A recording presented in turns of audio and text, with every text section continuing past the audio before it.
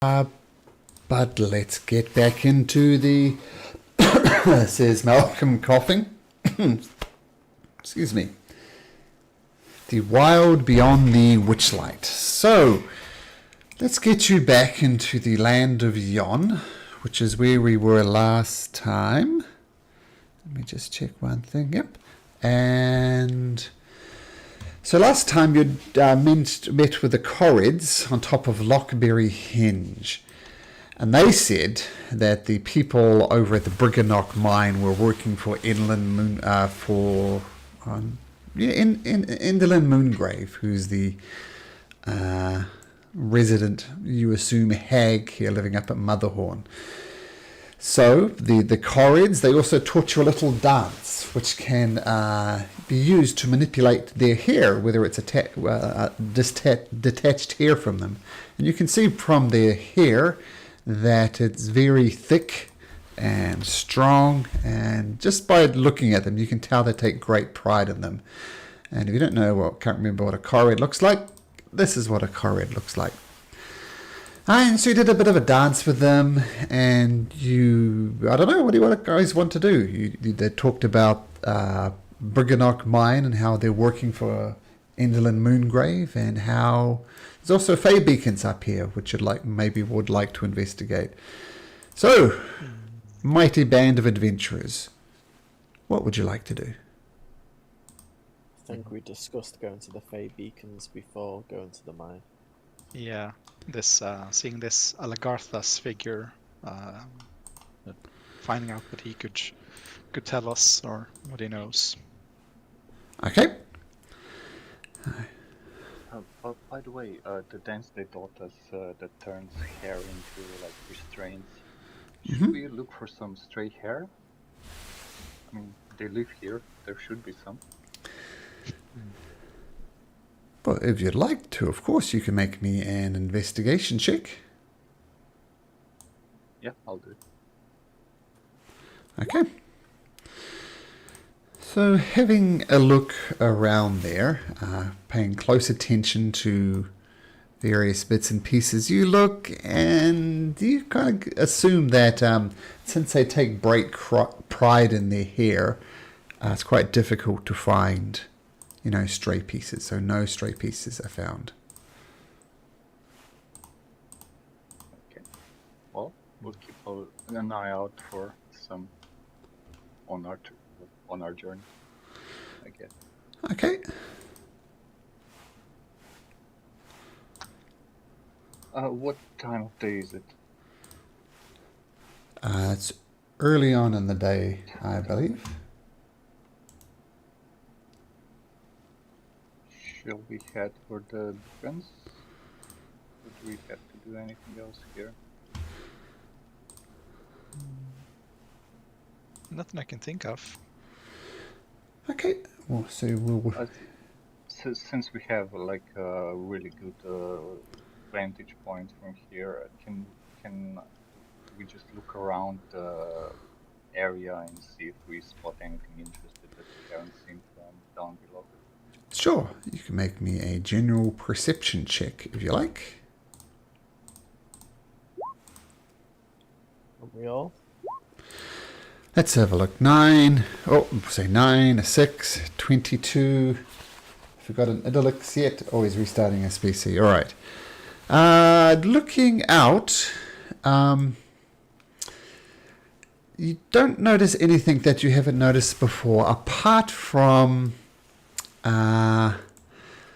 sort of north of the Fey Beacon, so north of this area here, there appears to be some type of very bad weather system. Like the weather here is pretty bad generally, but it's extra bad like north of the Fey Beacons.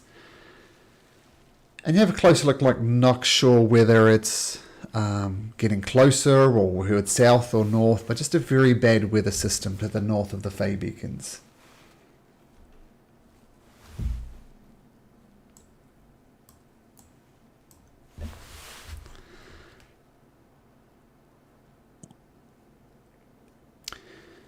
Is this area like cold in general? Because it's mountains.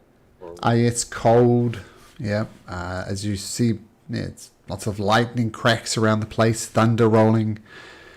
It's a bit the equivalent of going up a really high mountain, I guess, where the weather isn't that nice. So definitely cold. Thunder rattles around, lightning flashes. So yeah, it's not very pleasant. My fur keeps me warm. I wish I had an umbrella or something. we can try to make a makeshift umbrella or like a raincoat. You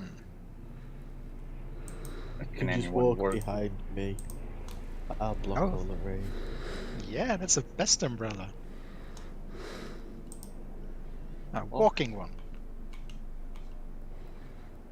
Shall But we when head I for get the very beacon? wet, I don't smell very good. Nice. Now, there you go.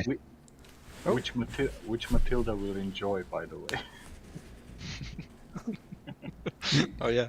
You Wet can car hear us. You smells can hear us, delicious. Idylix. Are we good, Idylix? Yeah, I can hear you guys. Great. Great. You can see Matilda walking behind the stairs and just licking her lips. Beef.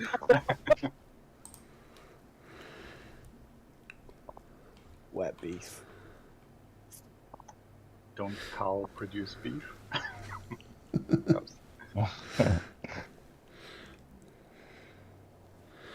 Well, If should we get going?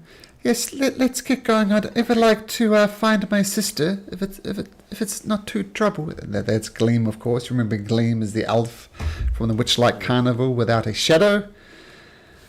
And Amador says, "Yes, let's get a move on."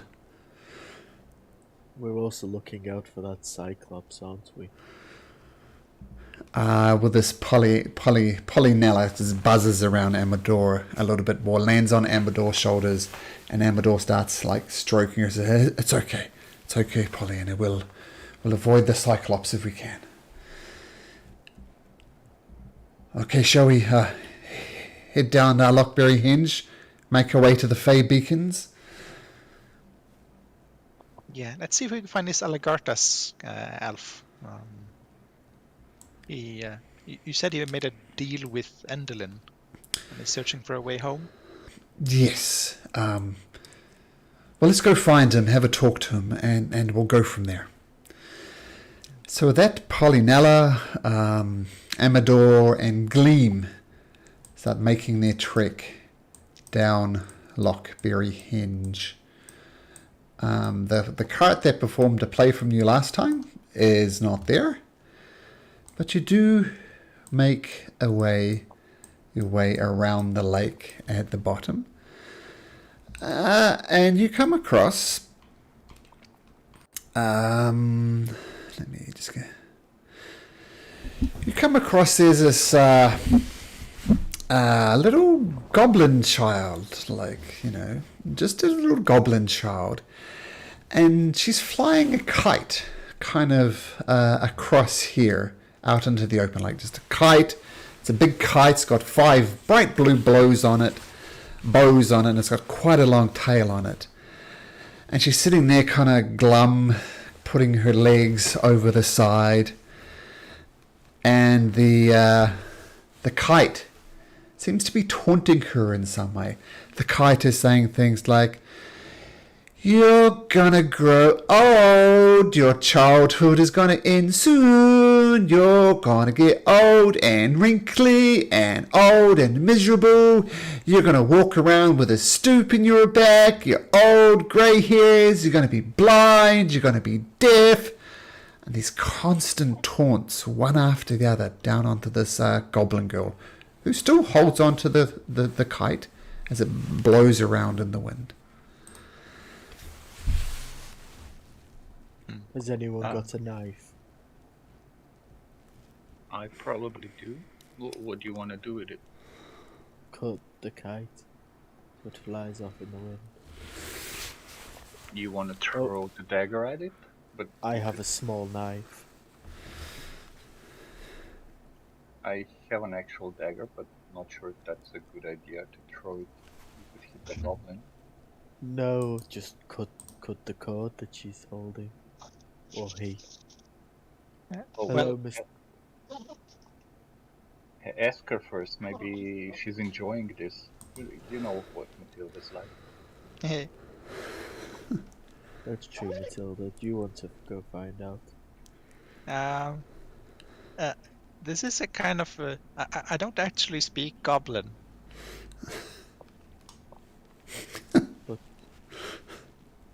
Most Maybe she's people we've met speak common. Oh yeah. We Yeah. can just speak common. Yeah. the kite speaks common apparently as well. Yes, the kite Yeah, is so- taunting in common. That is true.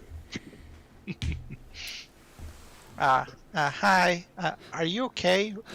No! You No! My arms are so very sore. I don't want to fly this kite anymore. But if I let go of this string, Creeping Lynn says I'll become an old thing. The curse comes from those 5 blue blows, but they won't come off while the wind blows.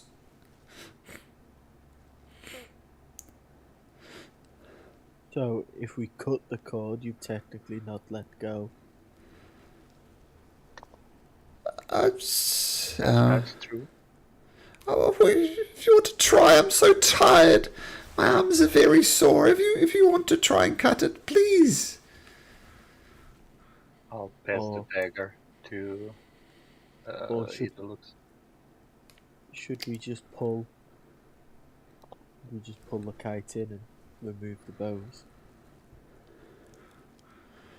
Please, whatever you do, hurry. My arms are very sore. Okay, I'll take the kite and I'll put my hand out and take the kite from. the Wait, goblin. before you touch the rope, maybe the curse will then affect you. It might be better to just cut it. What? Please, can you fly my kite? And she holds it out to Astraeus. She's holding it. Can I just Don't- make an insight check on the goblin? Sure. See if it is actually tired and cursed.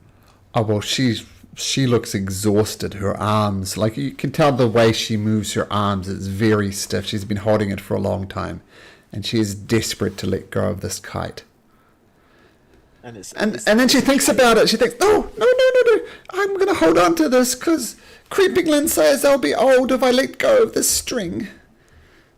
creeping limb? Creeping Lynn. Endleyn. Oh yeah. Okay. I think, will. Yeah, go ahead. I was gonna say I will grab the string that is flying above the goblin child and pull it in. So she's still holding the string, but I'm Okay. taking the full force and let the wind of it. Okay, just a sec. Oh, now I'm cursed. Oh, actually, you pick up something else with that insight, so we'll keep this in mind. You can tell there's, whenever the kite starts taunting this little goblin child, she gets more and more glum. So you sense a correlation between the goblin girl's foul mood and the strength of the wind around her. Okay. Still gonna take a hold of it and start pulling the kite in, whilst the goblin child is still holding on the end of the string.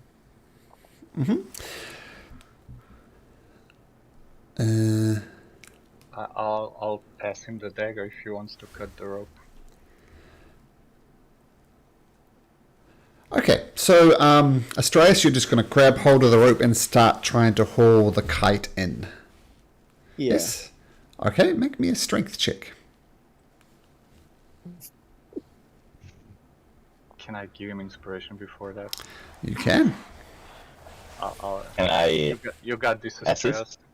Sure. Okay, strength check at advantage with a d4. This still doesn't bode well for me. Yay! Nice. Okay. Your words are very encouraging. Thank you.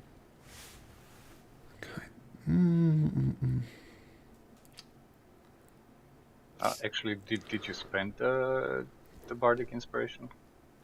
Yeah, You might as well. You spend the guidance, but you have it for 10 minutes, so you don't have to spend it right now. Okay. Oh right, yeah, I only rolled a d4, so. Okay, so you, Astraeus and Idlix, I think you get together and start pulling really hard on this kite, but the wind is just too strong or something else was going on. And you hear the kite taunting back to, I like to fly.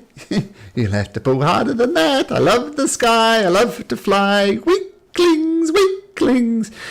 And the little goblin girl's shoulders just slump and say, oh, thanks for trying. And she's holding on to it, and you can see her as she's just barely, her arms are obviously sore. I'm just gonna, if Stairs didn't take the dagger, I'll cut the rope myself. Okay.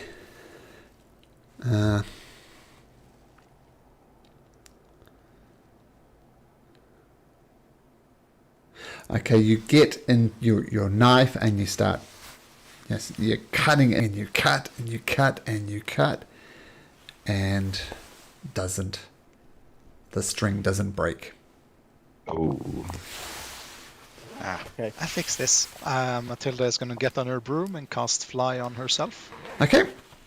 and fly up to the kite and just inspect it at close range. Okay, it's a normal kite kind of shape in the sun, like a diamond with this long tail with this bows in it. And you see a bit of a face forming in the kite, which is doing the taunting for the goblin girls. And you hear it says, go away! You won't be able to catch me. And the kite kind of goes zooming around. It's easy enough to keep up if you'd want to, Matilda. But, yeah. Yeah, and there's these bows on it. 5 blue bows, yep. I'm gonna try to chase after it and try to unravel the bows. Okay, so it takes a bit of flying around on your broom to catch up with the tail of the kite, but you eventually grab the tail of the kite, and you've got a firm grip on it, and you're going to try and untie the bows. Yeah. Okay, you try I'm and gonna cast guidance. Oh, I can't cast guidance. touch spell, yeah. But yeah, you try and untie the bows, and you untie the knot, and then you kind of pull it away, and then ties itself back up again. And you try again, untying a different bow, and once again it just reties itself. Can I Slithers see out of your hand. where I am? Yes. Yeah. It's So witchcraft. whilst I'm still holding on to it, then I'm gonna cast dispel magic.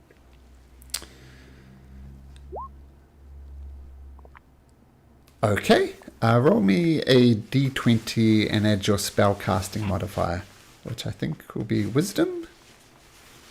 Yeah.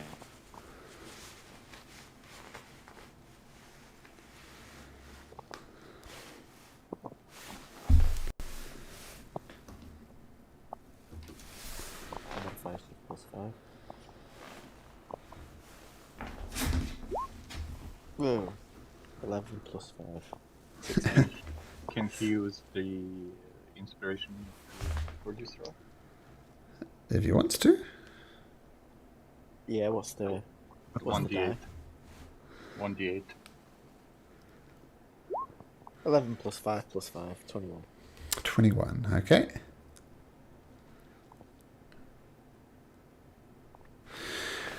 Okay, so you cast a dispel magic, and what's the range? You have to wait. Choose one creature, so you have to wait a little bit for the kite to come in range. It's quite a way out across this canyon, but eventually you time it just right. Cast your dispel magic, and then the kite just starts falling to the ground effectively, right next to you, Matilda. Oh, I'll fly down as well. Okay. Nice Can job. we pull it in now? Are you pulling it in, Astraeus? Well, I guess if it was from my what I'm understanding is the goblin's got its legs dangling off this cliff, so it's off the cliff, so it's probably just fallen down and it's now Yep. dangling. Yep. Yeah. So, and if it's, can we just pull it up? Yeah.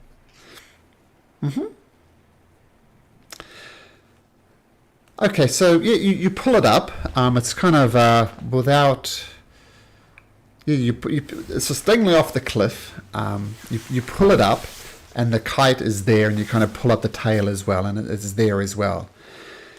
And the little goblin goes, "Oh, that happened before. Can I let go of it now? Should I?" One second.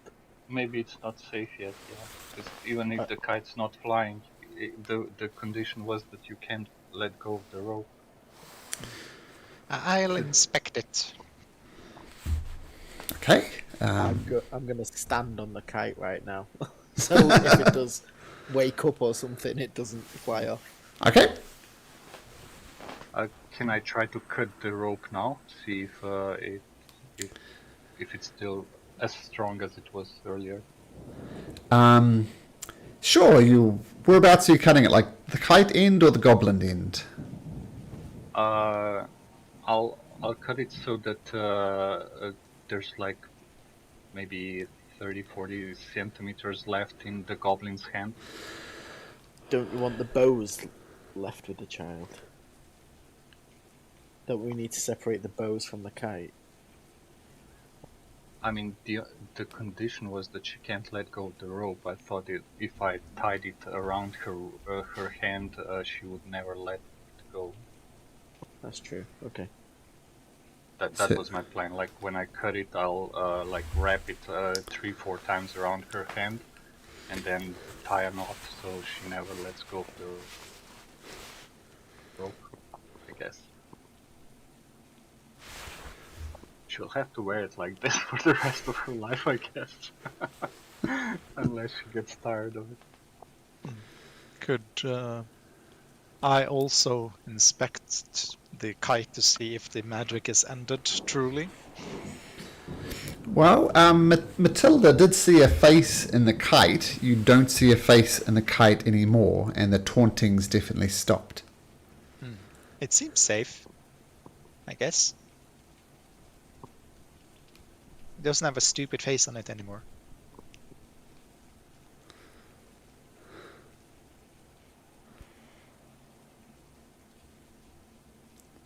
Well, let's cut it and be done with this child.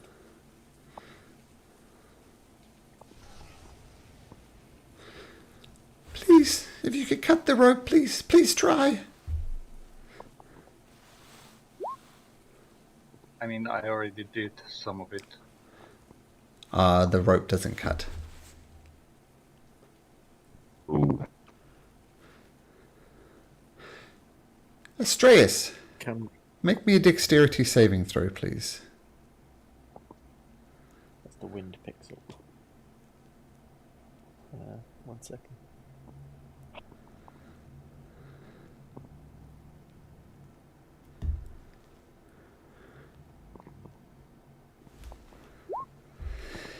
Yeah, as you're standing on the kite starts moving again, and you try and keep your balance on there, but you're upended on your bum, and whoosh, the kite catches a breeze, and you're back to where you started, effectively. Oh no! Do that magic thing again. I don't. My arms are getting so tired. Please. When Astraeus used to spell magic, did the wind stop as well? No. Okay. But it looks as if the wind. looks as if the wind's caught it and is taking up, and it starts taunting this about being an old hag. How her youth will vanish very shortly, and she'll be a withered old woman. Got to be careful when I use the word hag, because it has a different meaning here. Well, until we figure it out, I'll just carry the child. Can I try to use Druidcraft?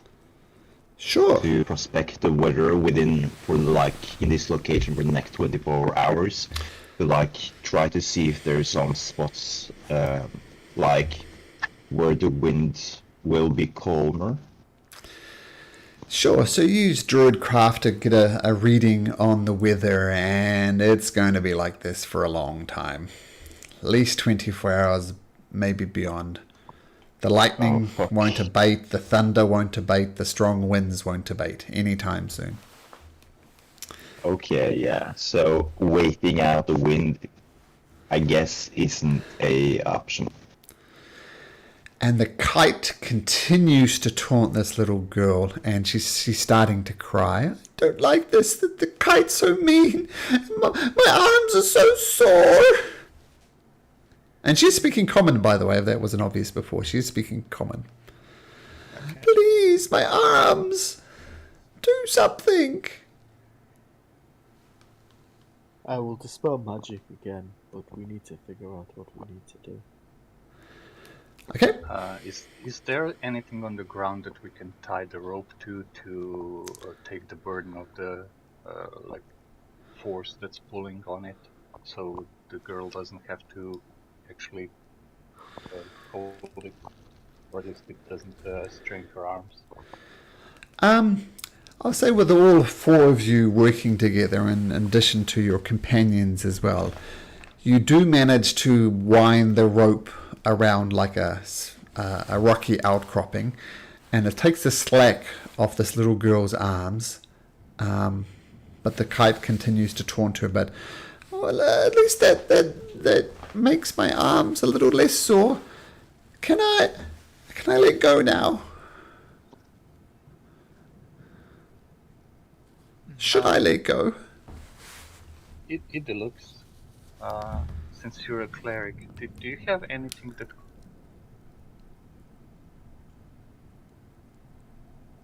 could remove a curse?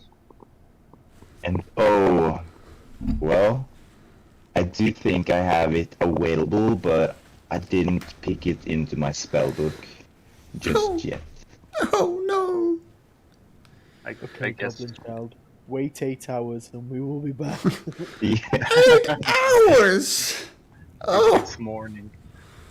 I mean, worst case scenario, if she gets hurt, or if she gets cursed, we can remove the curse tomorrow, I guess.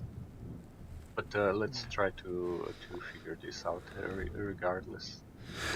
no! Is there No, like don't leave me! You stay here! You help me! You help me! Don't leave! Stay! And then as she says, there's a big peal of thunder echoes down the calendar. The rain gets a little heavier. Don't leave me! Help me! You big bullies, don't leave! Is there a cave anywhere nearby where we could go in and pull the kite behind us, so the wind doesn't reach it? There is a cave, yep.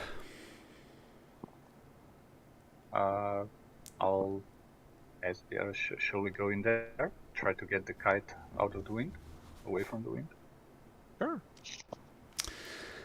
Okay, everyone, pull. Okay, so all, Yeah. with you all helping this little goblin girl, and you pull hard. The kite has got quite a bit of resistance to it, but you eventually get her into a little cave. The kite there's still tension in the kite though. The cave's not nearly deep enough to get away from the wind.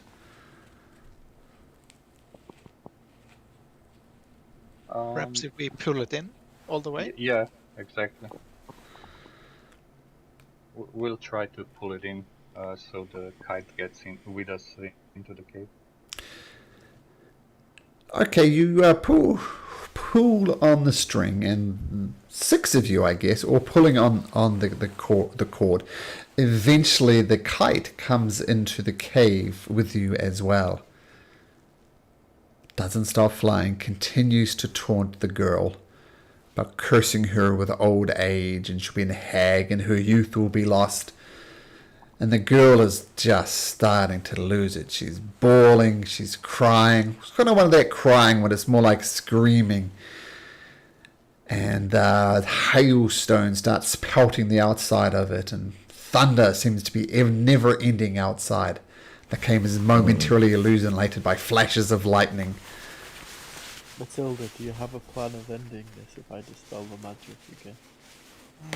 Let me use my powers of deduction to ascertain what to do. And she's going to think really hard about how to fix this. Okay, make an insight check if you'd like. Who is that? Matilda, I think. Insight check. Yep. I could cheat and cast augury. And then you have to tell me what to do. 21, a natural 20. Wow, you get a cheer for that. Well done.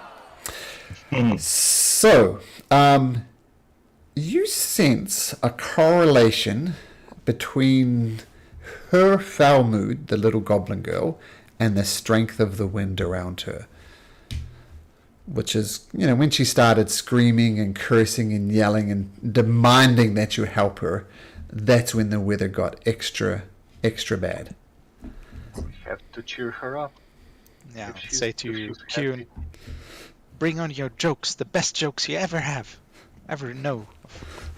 Make her laugh, make her smile. Sure, I can try. I'll start by just like playing a happy song on my lyre, and I'll start telling some joke like, do you know what an ant in a snowstorm is called?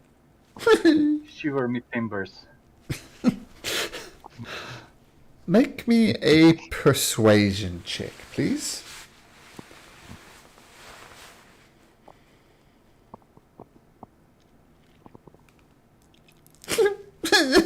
You're gonna stop the shiver me timbers. That's a good one. And then the goblin. No, go on. The goblin starts chuckling, and you notice the hail outside starts to dissipate. The winds start going down. Even the wind's pushing. The wind in this cavern is weird with the kite flying here. But as she giggles and laughs at Kuhn's rather good childlike joke, that things that child's like funny. The kite gently flutters to the ground. He says, no, you're a bad girl, nasty little goblin girl. You're gonna old age. And so even though it's on the ground, it is still continuing to curse this child. Matilda, you wanna dance with the girl while we figure this out? Yeah, let's do a little dance. I'll try to imitate the chorus dance. Oh, okay. Make a performance check. Oh boy. Oh wow. Second Nice. Oh, you get another cheer for that. Well done.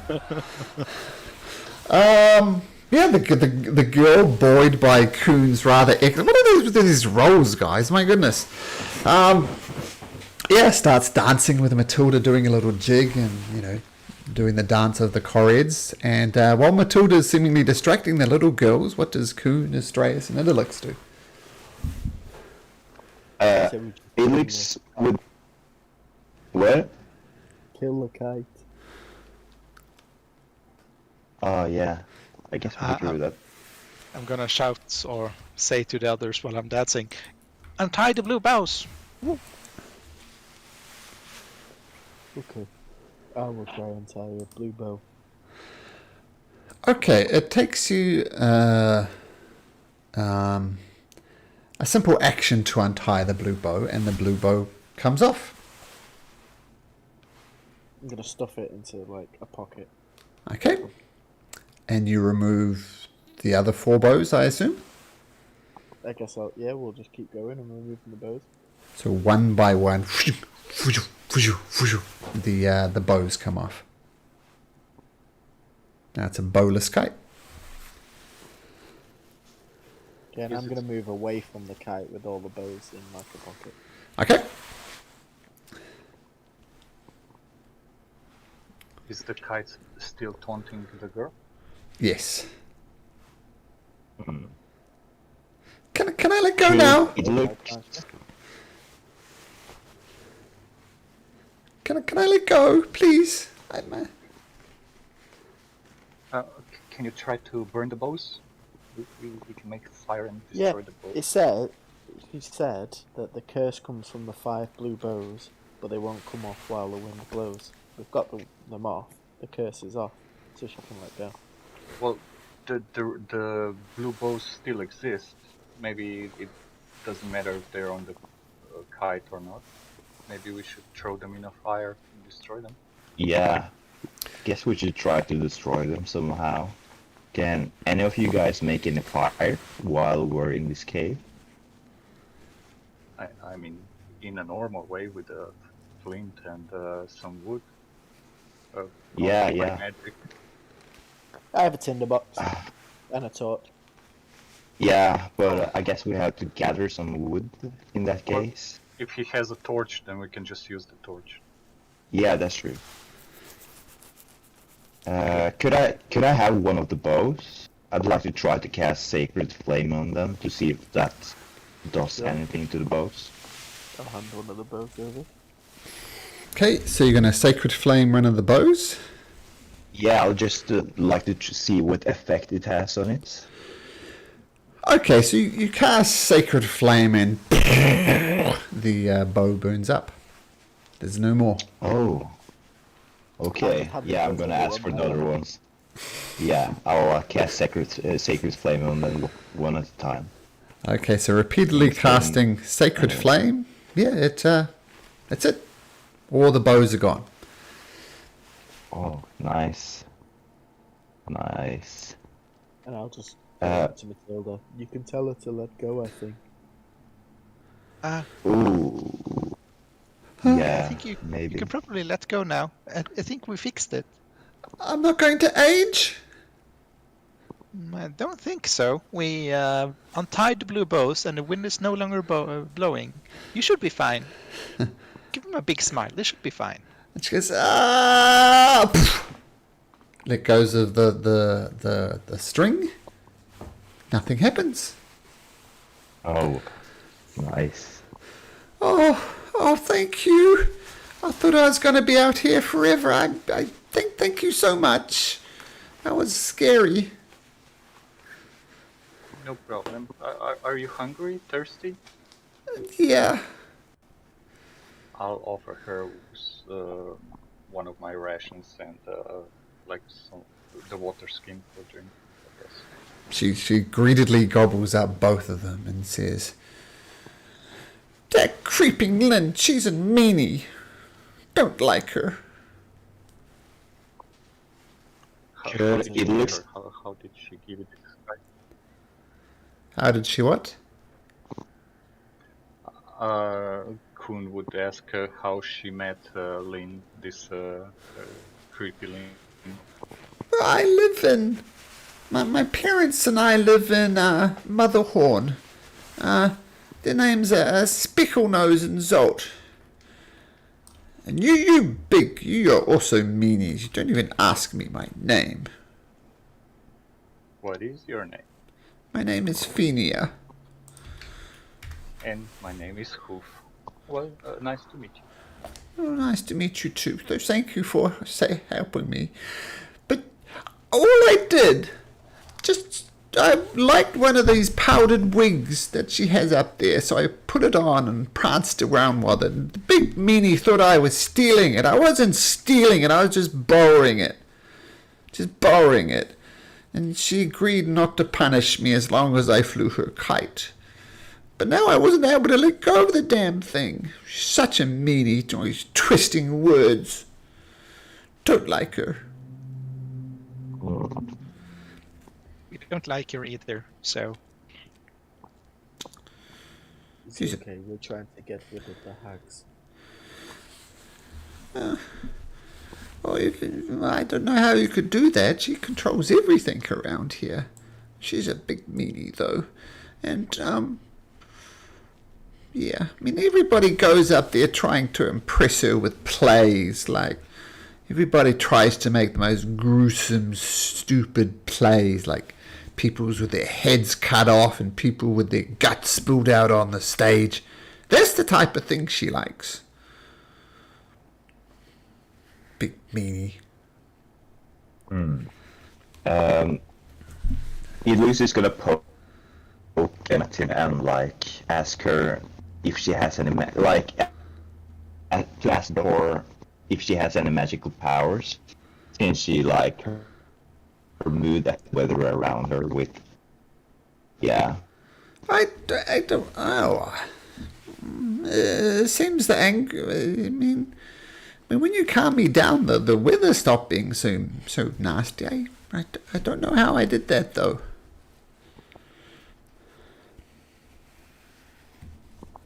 Must have been part of the curse or something. Maybe. You want to get your revenge and go kick the kite. She goes kicks the kite, and the cursing had stopped. By the way, when you took off the bows, the curses no longer rained down on her.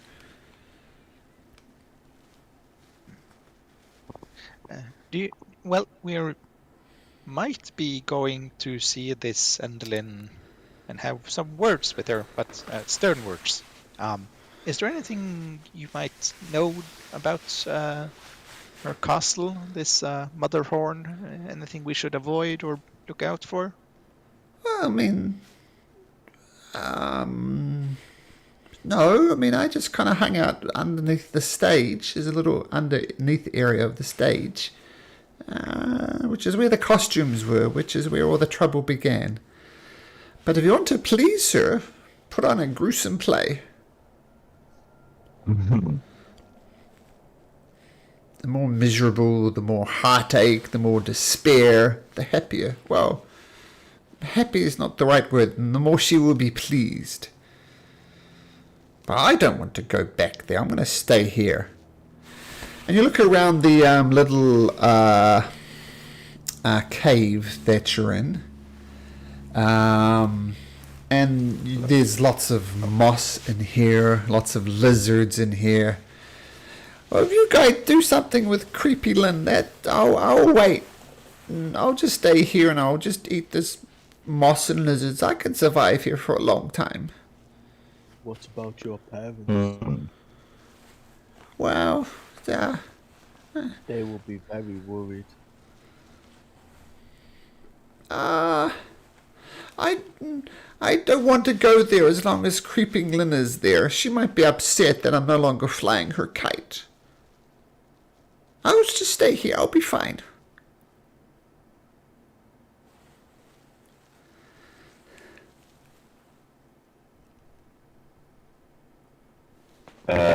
Can Idlix inspect her arm? Watch out for the goats still.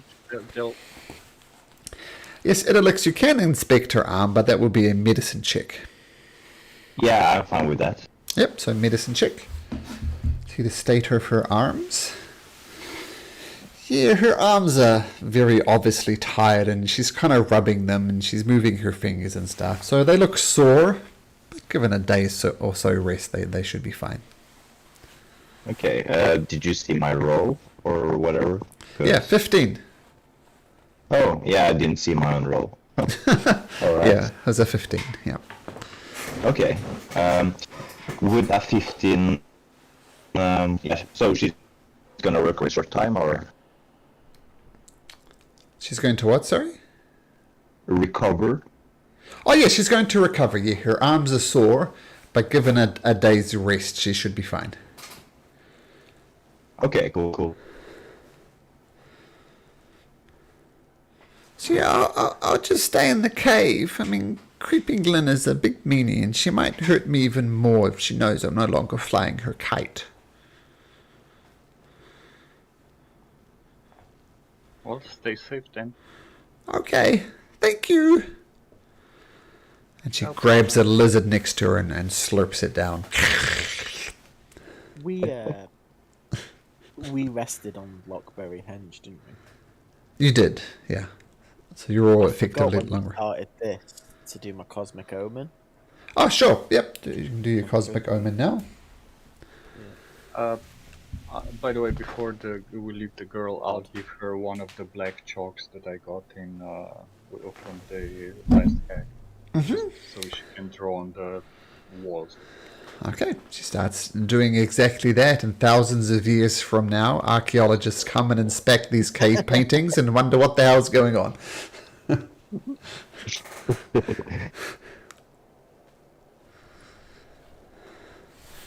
And Amador says, well, the goblin girl appears to be safe. Shall we press on? Yeah. It was Let's nice go. doing something nice for someone. Yes, that was nice. I agree. We should always help people, especially children. Gleam says, well, I really want to get my sister back, and I agree, helping the goblin girl was nice, but maybe after the Fey Beacons we can just press on to Motherhorns. I don't really care about the mines, I just want my sister back. So if it's I okay, know. can we just leave the mines alone? They But, sound scary anyway. It might be scary, but if we get the Koreds to help us, they can do much for us, I think, and much to help your sister. Well, if you think that's best, but I just want to get to the castle as quick as possible to help my sister. We'll save her. I give you my word. But we could go through the tunnel. If we help the Koreds, the path will take us to the castle anyways. Might be a secret entrance, and Well, maybe. Endleyn won't know we are coming. Amador pipes up. Well, look, there is if we do find a secret way in, we will be, no doubt, combat could ensue. Will be intruders into her domain. So sneaking in does have its advantages. Will go unnoticed. But the other option, of course, is just to go straight in the front door. It sounds like these play things. If we could put on a good play to convince her, we might get an audience with her. We do have tickets for one visit with her. No strings attached, right? That's true. For me, I think, though, the caves aren't more about getting in. It's about getting out safely. If we need somewhere to go, and we've secured the caves, we can quickly leave that way. We've not defeated one of the hags yet. So you're saying if there is a secret entrance, not so much a secret way in, but a secret way out? Well, But we still need if to it's a secret way in, it's also a way out, isn't it? Oh, that is some lateral thinking there, Astraeus. I'm Where impressed. it leads.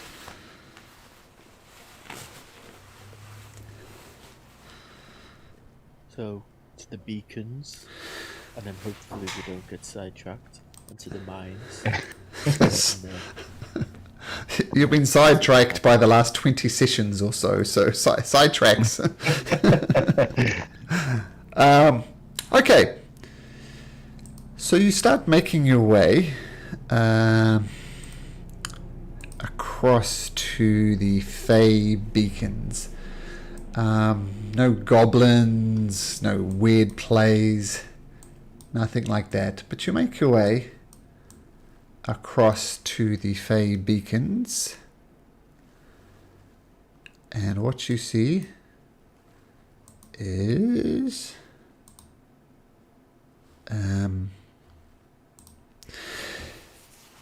8 columns of rock. I'll put you right in the middle so you can see it, but you're not really there, of course. But right in the center of these rocks, 8 columns of rock stretch skyward, forming a ring around a deep crater lake. Rough-hewn steps spiral up the columns, and a rowboat is moored on the lakeshore next to one of them. And a torch-bearing figure trudges up the stairs of the column nearest to the rowboat. And he just he climbs to the top and he lights up one of the beacons. We'll say this one because that one's lit. Then you almost see him pause and he starts walking back down again. But as he walks back down again, Gondor calls raid. Gondor calls raid. These creatures, these large owl-like almost creatures, I think I have a handout for this. Ooh, I'll remove that key piece of information. Don't know why that's there. You see these huge figures like these. They're much about the size of a horse. And as this man lights up one of these flames, these creatures come and kind of cackle and beat their wings. And the beacon goes out. And the man, or elf, whatever it is, gives a deep sigh and wanders around to the next column and starts trudging up the steps. What do you guys do?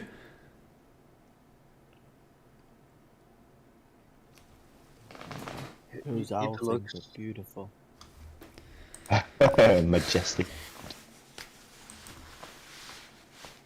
Do you know anything about them? Idolux or Astreos? You seem to be more in touch with nature. You can make a nature check if you like. Or does Kun know, because it's a fake creature, probably. Okay, you can roll as well. Okay. Yeah, let's try to see if anyone knows anything about it. Okay. Great with nature.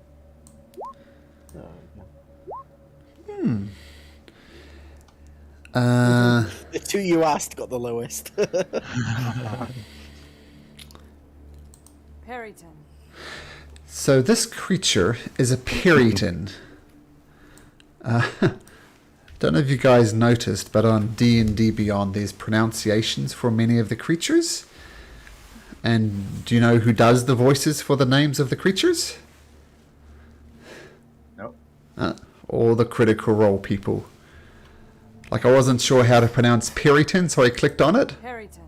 And someone who sounds officially like Marisha, whatever her name is, sounds like her. And other ones sound like Matt Mercer. So at least those two have done the voices for D&D Beyond. Those guys are voice actors. They should probably make a career out of it or something. They're quite good. So you know these things are Peritons. They're carnivorous creatures. It feeds on any type of creature, but it prefers humanoids. Elves, half-elves, humans. And when it kills a humanoid, it tries to rip out its prey's hearts and take it back to its nest to be devoured. And it's a bizarre creature, like given that it's a blend of a bird of prey and the head of a stag. The strangest thing you do, I'm going to give this with a 22. The strangest feature about it, though, you noticed it when it was flying around this beacon. You look closely at the shadows, and the shadow these Peritons give off, if nothing else, look humanoid. So the shadows from these particular Peritons look like humanoid shadows. And that's what you get for those rather excellent nature checks.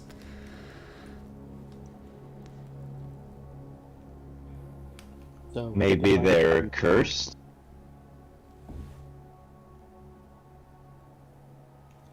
I could go talk to them. Well, they might be beautiful, but they like to eat us. That's scary. Exactly how many of their... There are...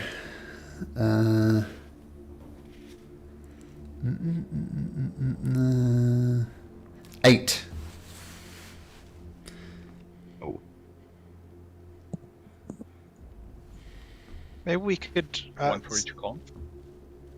There's 8 columns, there's 8 birds.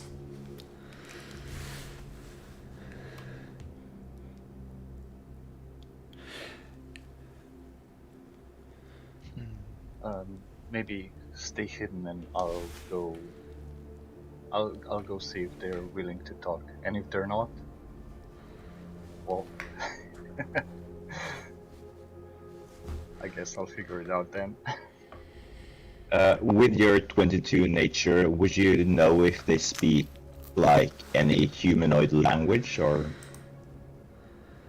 I'm just guessing because of their humanoid shadows. They've been changed somehow. You had, with the 22 as well, you do have heard of the Peritons being able to speak as well.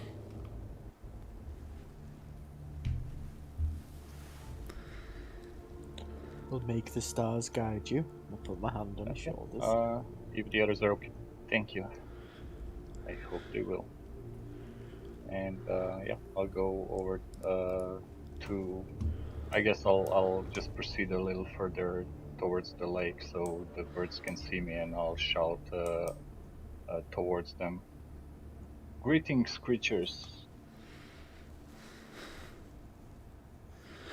May I approach? Can you talk?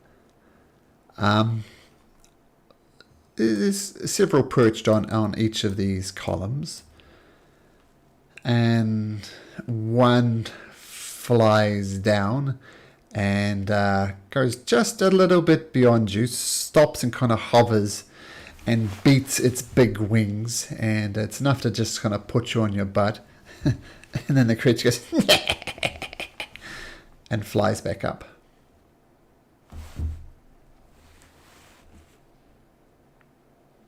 Well, I think we need to find the guy who's lighting the beacons. The guy's Yeah. currently coming down this one, like these winding stairs at the side. Maybe we should meet him at the bottom. And let's proceed slowly and not in any hostile way. I guess we don't want those birds attacking. I don't know. They didn't seem to be interested in talking, but at least they might didn't just attack not be right away. Yeah. So you walk along the lake of the shore down to this beacon, and you have to wait about 30 minutes or so as the guy slowly walks down these staircases on the side. And he gets to the bottom. It appears to be an elf, a wood elf of some description, and he says, hi there. I'm trying to get these beacons lit. If you'd excuse me, I must get this done. I need to. It's very important. I need to get back home. So, yes. I'll hand him a water skin and say, first, have a drink. That must have been a long trek down. Oh, the long trek down is hard, but the trek up is even harder. But I am an elf, and time is on my side. I will get these beacons lit up. I refuse to give up, ever. I will get home. We Have you couldn't have. never lit them before? Do Well- you need to lit all of them at once? Do they stop burning once you get to the next one or something? Well, these blasted birds are the problem. I mean, if I can get all these 8 beacons lit, and my understanding is I must do this. So if I had 8 companions and we all went up and lit it at the same time, that would not be good enough.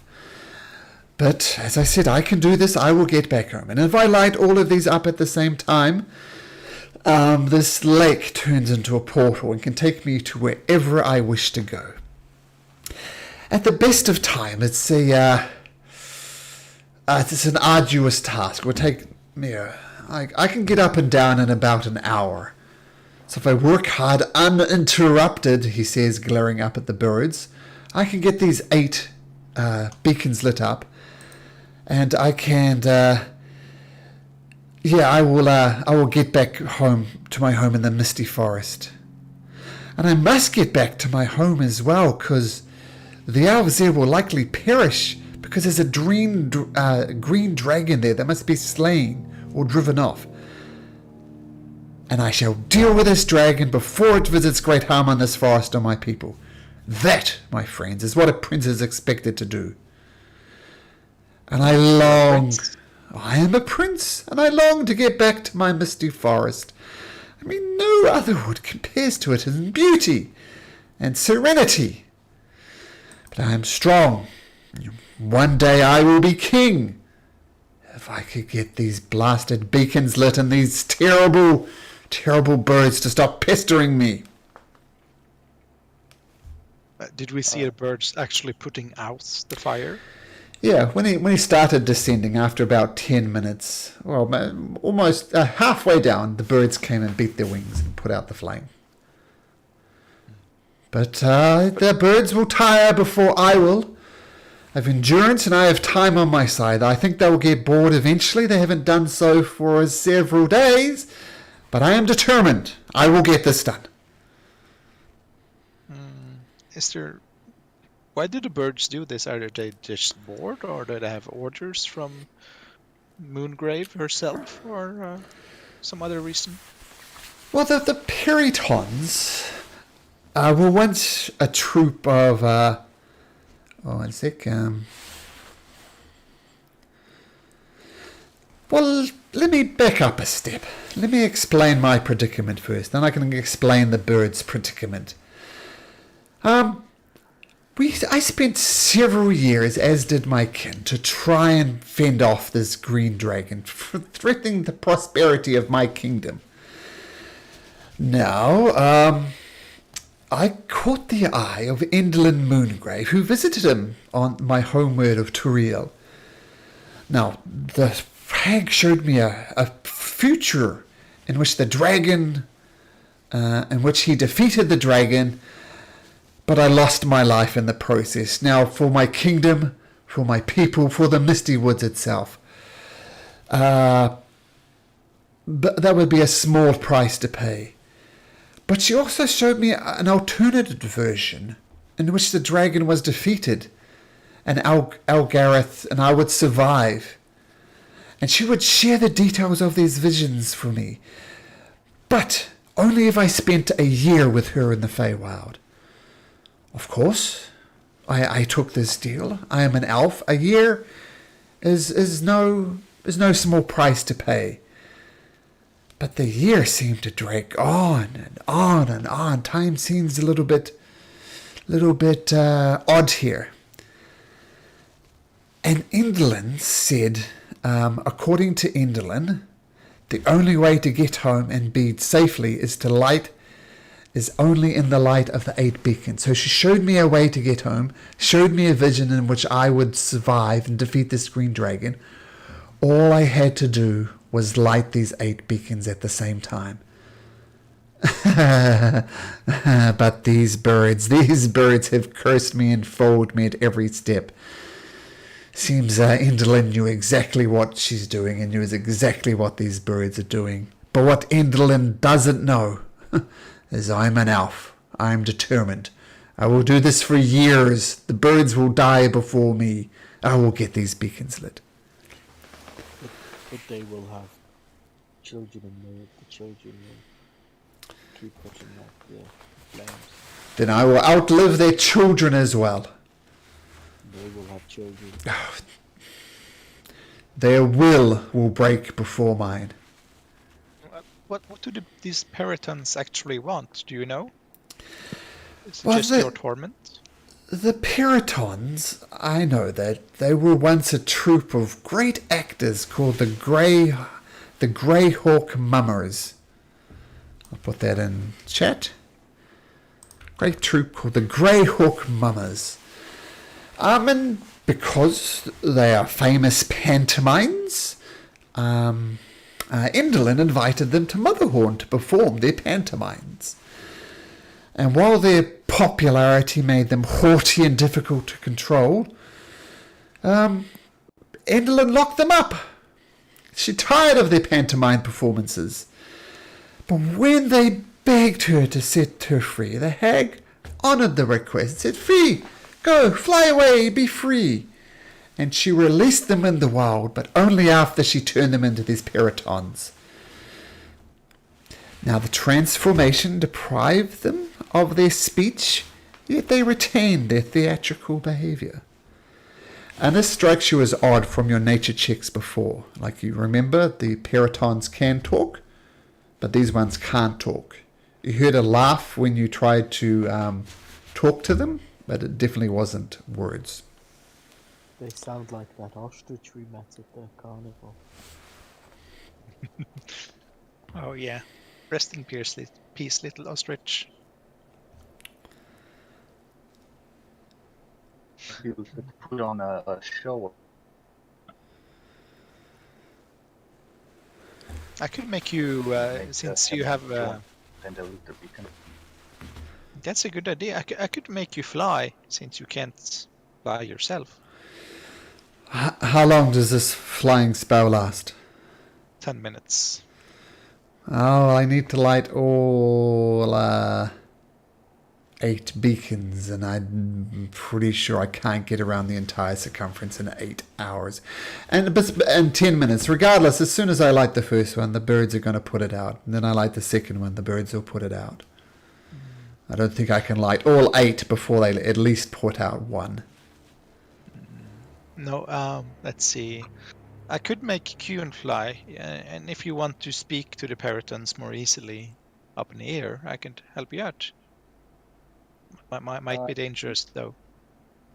Maybe I would try speaking to them, or like starting a performance from the bottom first, because you're not in the way stuff.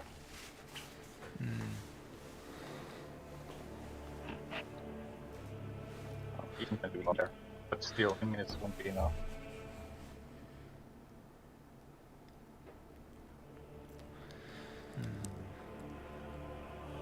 Kun will go through his bag.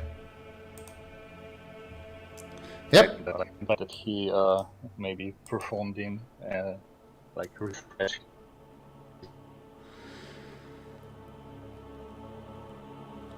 his memory about the time. And can let me just see. Can prestidigitation make my voice louder? I think that's thaumaturgy. Yes, you're right, thaumaturgy. Is that personal, or can you cast it on someone else? Let's have a look. I think that's personal. No, thaumaturgy. Yeah. I think that's personal. Yeah, thaumaturgy is personal. Okay. Has to be cast on yourself. Yeah, you. Yeah. I can do something for you though, Kieran. If you want the stage, I can create an illusion of a stage around you. What's the diameter of this lake? How far are the furthest two beacons between them? What's the furthest distance between two beacons? They're at least spaced out a mile and a half. Miles, yeah. Oof, they won't hear me.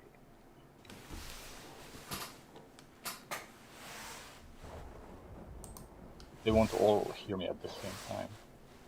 Should we try to distract? Maybe get them one by one in the same spot. Or I'll ask the elf. Hello, Your Highness. My name is Hoof. Might I ask for your name?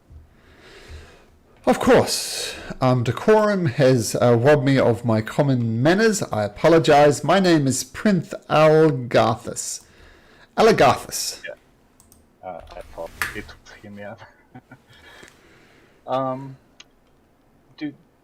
Would you happen to know if the birds get distracted by anything, or what do they eat? And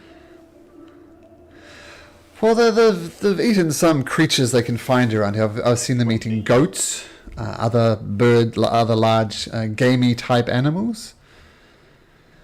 Sometimes I see them up the top there, and they kind of do little jigs for each other, as if they're, recalling what it means to be a pantomime.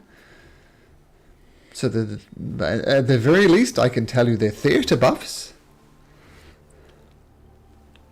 Sure, any information would help.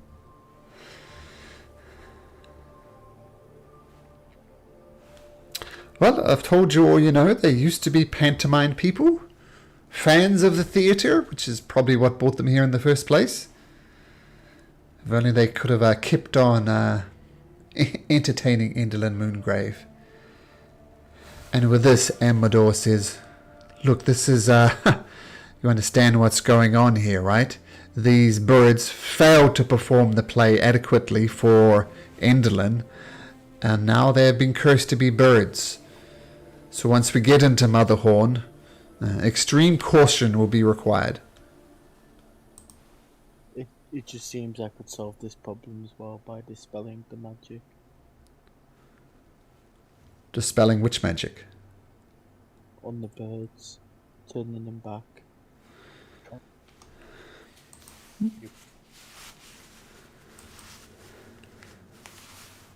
We just need to get them. You wanna try dispelling it on everyone at once? Can you do that? Probably not, but if I do it on one of them, then they may be able to convince the others. What if I invite all the birds for a show at the bottom of the lake? Like Matilda can prepare that stage she offered, and if the birds come watch, I'll do like a monologue or something, like a stand-up routine. Maybe I'll throw in some mime. See if I get them distracted for long enough for the beacons to go.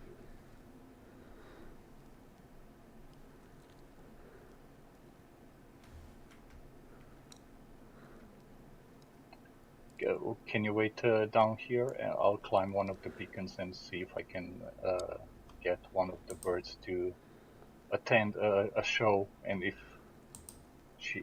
if that bird will be interested, we'll just try it on everyone else, maybe. You could tell the bird that a show starts in an hour, or how long it takes for you to get down from the beacon. Yeah, exactly. Or like if one bird is interested, then maybe you can cast fly on me, and then I'll just fly to all the birds and invite them for a show. Oh yeah, sure. I'll just say the word and I'll help you. I'll take a parchment out of my bag and write. I'll make a little commercial for a poster for a play, and so I can like mime it in front of the bird, like point at the poster, and then point like stretch my fingers 30 minutes down there. So if they're mimes, I hope they get it. What I'm trying to say. I'm not sure if they can read the poster, but I'm trying to get I'm trying to communicate with them on their level with their mimes. And do a fake laugh where no sound comes out of your mouth. Okay, good one. Alright, so with this movie poster, or theatre poster anyway, one of the Periton comes and swoops down and gives a wide arc and looks at this poster. And then the Periton goes around, circles around all the other ones, and they all land kind of here. Kind of about here. Not far away from where this poster is. And they seem quite interested. What do you do? Are you ready for your stage, Mr. Kuhn? I'll just bow and nod, like not speaking at all. Okay.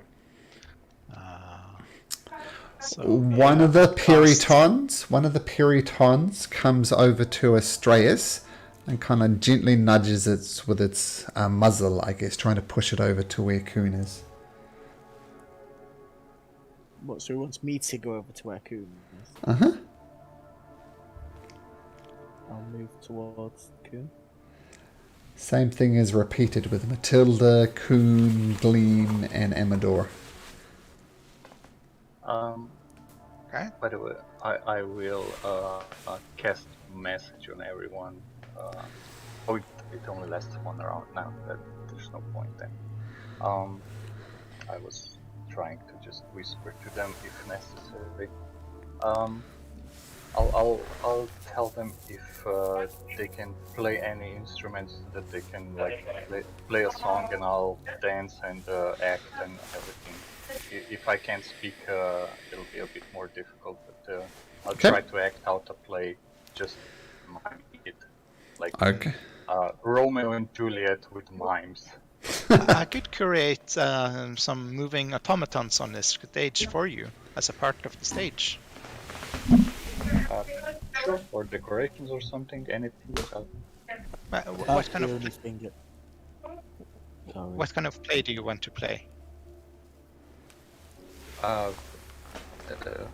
What's a good Fae play? The Archfey and his mistress. I don't know. Okay. I- Which the role only do you want thing to I play? could do- I'll play all of them, I guess. Okay. Do Okay. you want to participate? Oh no, I'll focus on the magic. Okay. I'm not good at performing, although I think it's fun. Astreus, did you have an idea? The only thing I can do is make the water around you dance. Maybe make the water look like a rabbit dancing or something. I don't know. Sure. Could work. Perfect. Yeah. And What- there's plenty of water what in the would lake to play with. Yes. What would the Archfey and his mistress have as a pet?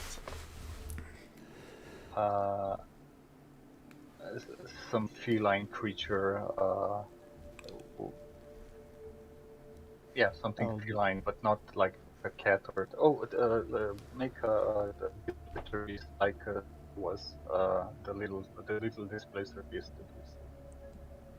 I will make some water look like a displacer beast. dancing Okay. around. Okay. And I'll cast disguise self on myself to turn myself into more formidable Fae, like an archfey that I just described, I guess. Okay. So we have Kuhn making an archfey. We have something that looks like Star being controlled by Astreus. Matilda using major image to make the stage. And Yes, and it's gonna be very colorful and full of vibrant red, yellow, and purple colors, and yeah, fine-looking stage. And whenever it lasts for 10 minutes, Kuhn, so that's gonna be the duration of the play, I guess. Well, Okay. I think we need to make the play last so long that all the beacons will be lit. That would take days. an 8 8-hour play. hours. 8 hours. But we could make them happy and find out why, if they would stop harassing our friend. And I can try dispelling magic on one of them. Well, let's not antagonize them yet. Let's begin with the play, and if they enjoy it, I'll try to make it last as long as possible. Or maybe they'll become friendly in the meantime, and they'll stop putting out the beacons afterwards. We'll see. I've never done an 8-hour play, but well, prepare your cantrips. How Okay, are so you I've created controlling? the stage. Yeah, sorry, just a sec. How are you controlling the water, Astreus? Shape water. Shape water. Okay, cool. And what's Idylix doing? I'm not really sure if I can help out in this situation. I don't think I'm really built for theatrics. Okay, so you'll just be watching from the side. Yeah, I think so. I'm like looking through my spell list, and yeah, I'm not really seeing anything that could be useful in Okay. any sort of way. So Amador agrees with you, and Amador sits next to you, and Gleam says, "Oh, this is This is kind of my thing. Would you like some acrobatics to add to the show? I could do that. Sure. I mean, if you see me act out something that requires acrobatics, you can definitely. Interpretive dance. Got it. Yes.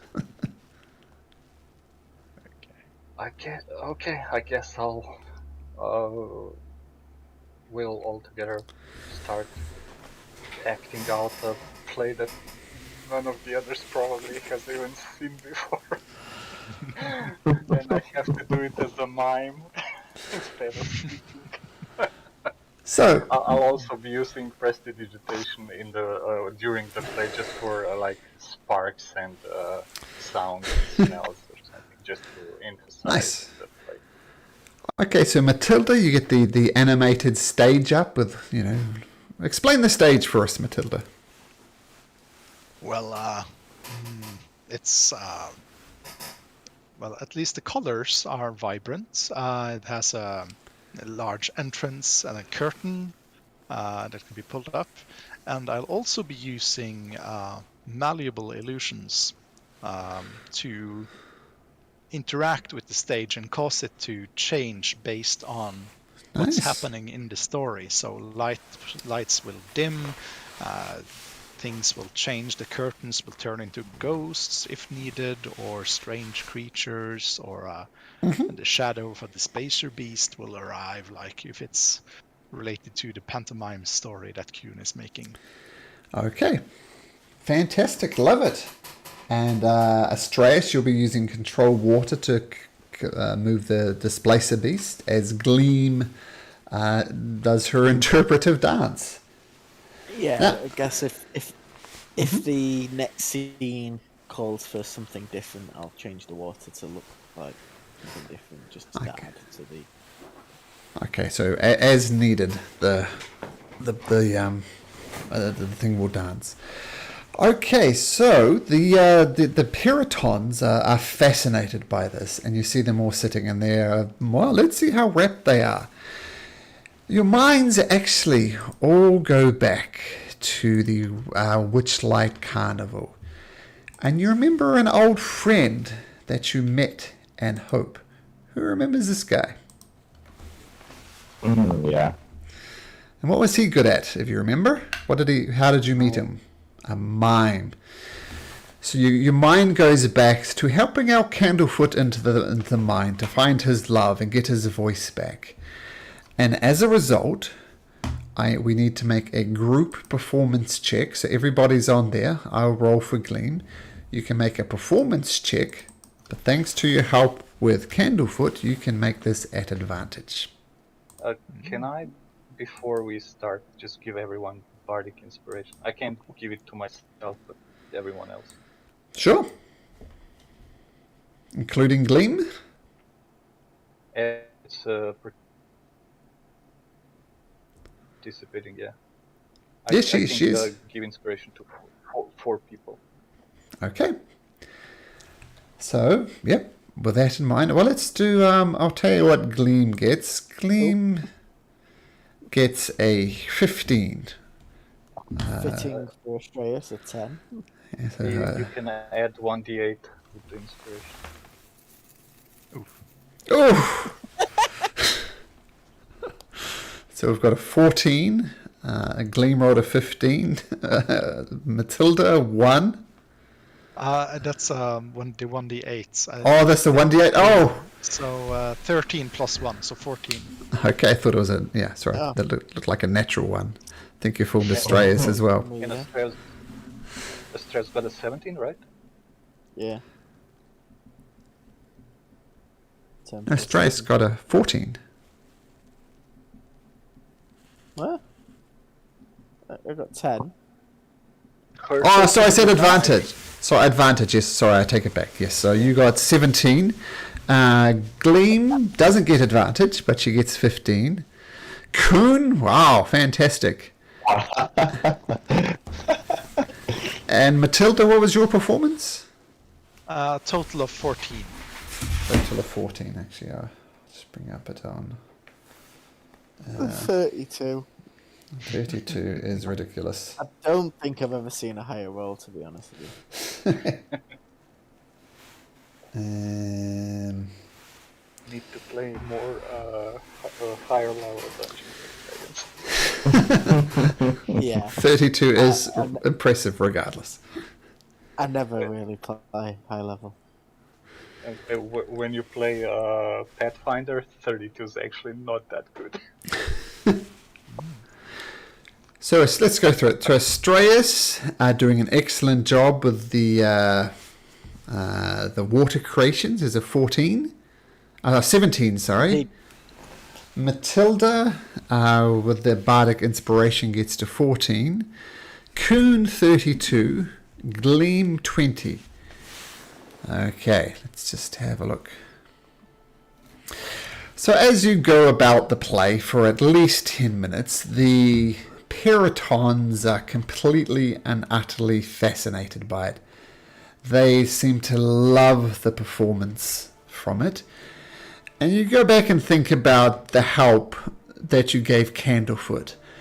And almost it's a weird type of reciprocity. Somebody say it for me. Reciprocity? Reciprocity. Reciprocity. I'm putting reciprocity. It's almost a weird example of reciprocity. You helped a Candlefoot, and Candlefoot you feel is almost helping you. And the Peritons, they at the end of the performance, they kind of clap their wings together, and they all look towards each other and nod, and then they take up on big wings, vroom, vroom, and fly far to the north from here. And the prince says, well, it seemed all they wanted was a good show, and my goodness, you all put on quite the show. Now, if you wouldn't mind just waiting an hour, maybe I could light this beacon, and if they don't disturb me, then that would be good. And Gleam says, look, I still need to visit my sister. We're glad they've gone. I'm sure your beacons will be fine. We don't have an hour to spare. Can we just go? I want my sister. Yeah, we should. I don't think we should stick around and wait 8 hours for this guy to go up and down, up and down, up and down, up and down. I think we've got some better use for our time. But although I would like to see him get back safely. But I'll tell the prince while the others are listening.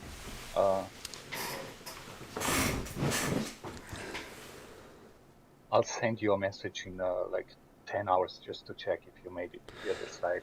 You'll be able to reply with a short message back to me and let me know if we were successful. Otherwise, we'll be there. Okay, will do. By the way, I'm using these to get back to my misty forest. I believe if you keep in mind where you want to go as you light each one of these beacons, you could go anywhere you'd like to. Of course, it is a one-way trip, but keep that in mind if you have places you need to be. But your Prince Algarathus is very much appreciative, and I thank you. And I'll let you know that, as I said, the secret of the Fey beacons is to light them all at the same time. It must be one person, though. Just one person must light all of the 8 beacons, and then that one person can go to wherever they like. Keep that in mind. Okay. Okay, with that, the prince starts going up these tokens once again. And I'll fast forward in time a little bit. You message him. He'll get one of my large waves. Bye. See you later. And when you message him back in a few hours or whatever, he has successfully lit one beacon, and the Peritons do not come back, and he's successfully lighting the 2 beacons. So we'll just fast forward that, because I'm probably going to forget that in the future. So it seems as you have solved the prince's problems with that, and you assume he's going to be able to make his way back to the Misty Forest before the end of the day. Another guess good it's deed. the cave. Nice. Yeah. Yeah. So off to the castle now, is it? Says Gleam. Yeah. Through the secret entrance. Yeah. We'll find a secret entrance and, well, So off well, to the you got a mine. good point. She might have if she gets angry if we sneak in, that might be bad. But, well, we've seen what she does if we fail her place. We do have the tickets for our first visit, just to scout out the place, I guess. We could just say that we were lost. We thought that this was the way to Mother Horn. Perhaps? True. And we want to get the little rock guys on our side. Yeah.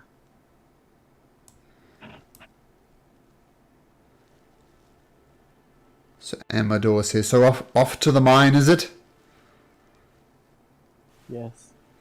Sure. Okay. Yeah.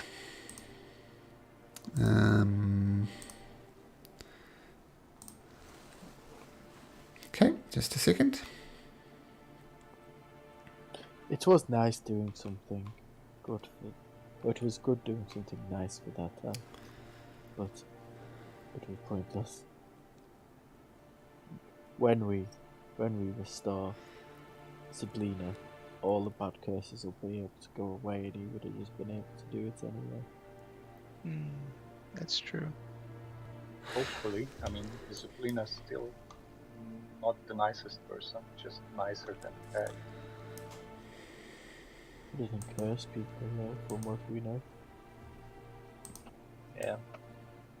Well, we have to get to her first and free her from her captivity.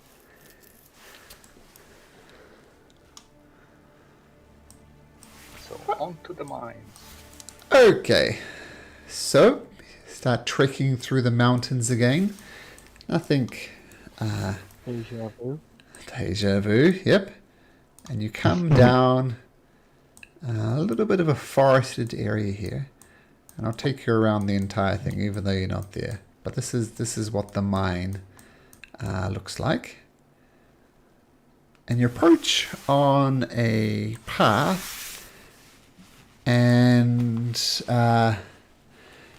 as you approach the mine's entrance, you hear the sounds of tiny pickaxes, hundreds of them, and hammers chipping away at stone. It emanates from the mouth of the cave that has fingers of rocks reaching skyward above it. Statues of irate, hairy creatures with cloven hooves are positioned so they lean around trees and peers over borders, and they stare balefully at the entrance. Now I have a piece of art for that, so let me just get the piece of art. And where is it? While we're traveling, Kun will just keep an eye out on the surroundings if he can find some of those hairs that we talked about earlier, just in case there's one lying around. Sure.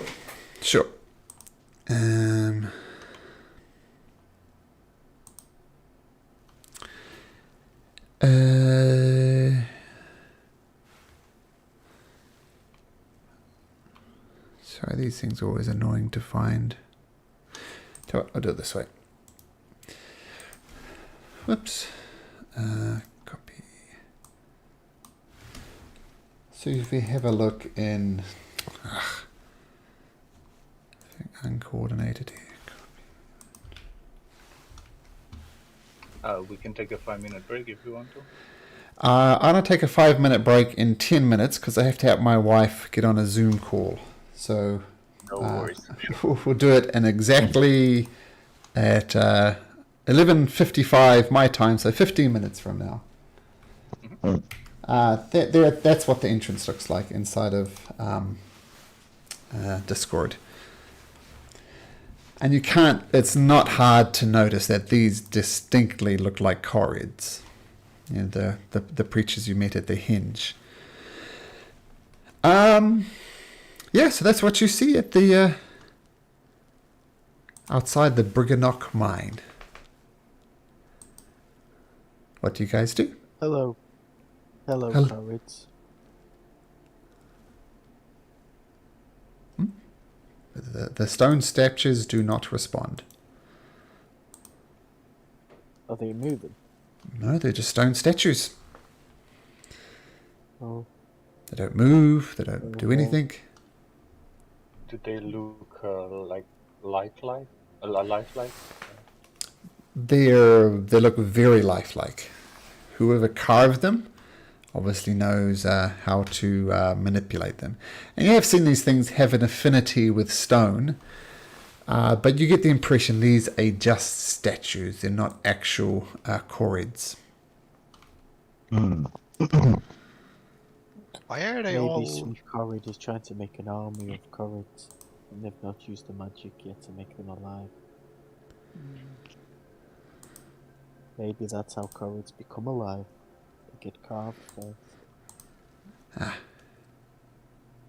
Could be. Stranger things have happened.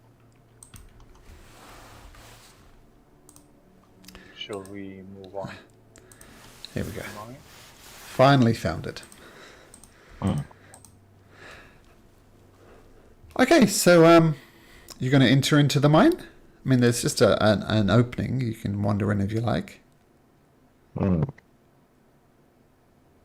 If we look around, is there anything else that Make a perception check. catches the eye?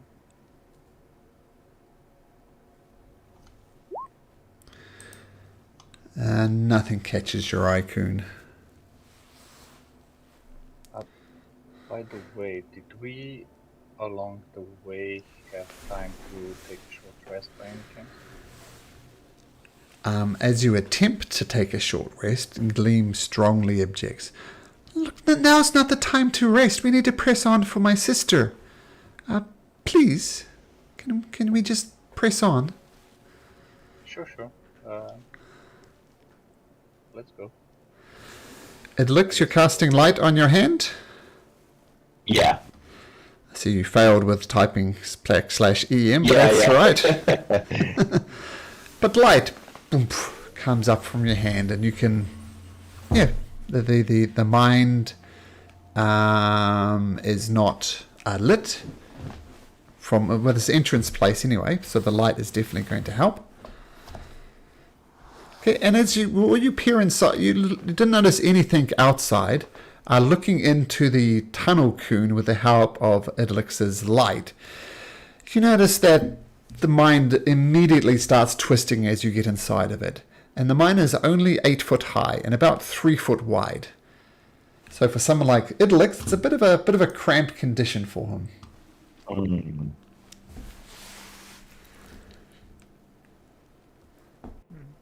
Are you okay, Estraeus? And it looks it's a bit small. Well, my head's nearly hitting the ceiling, but I'm not that big that it causes a problem. I guess as long as it's not going to be any higher than this. Well, let us know if you start hitting your head into the ceiling. Is there only one tunnel that goes forward, or does the tunnel fork in different directions? The tunnel that's attached to this entrance, after about 10 or so feet, it curves off to the right.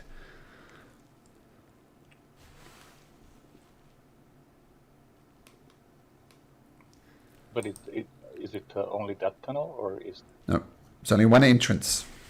there? Okay, cool. Then I guess we're gonna take that tunnel. Okay, so you hear as I said, as you approach it just outside, you hear this tap tap tap tap tap tap tap tap tap tap tap tap tap, and I can't physically make hundreds of sounds of tapping, but there's 100 pickaxes, tap tap tap tap tap tap tap tap tap tap, and you look around the mine entrance, and you enter into the mine itself, and the tapping stops.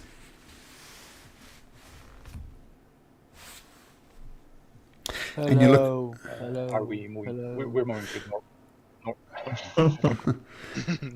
Yeah, pretty much. That was well done there, Connor. That is exactly what happens. Your voice echoes down the corridors. Echo. That was just Astraeus.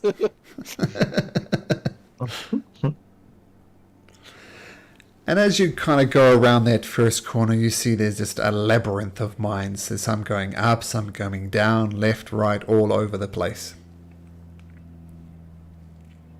Ooh, I don't know why we came in here, to be honest. We're going to get lost. this is bad. We need a guide. Why did the mining stop? Do they know we're here? Are they angry? Hello. Hello, hello.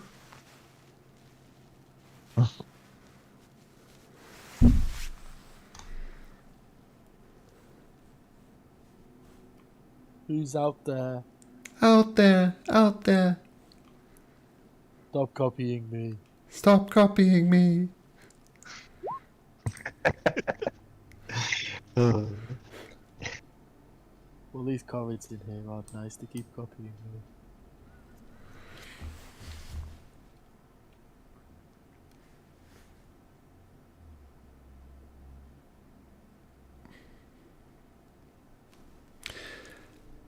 Well, Amador if we go says- through here, we might get lost.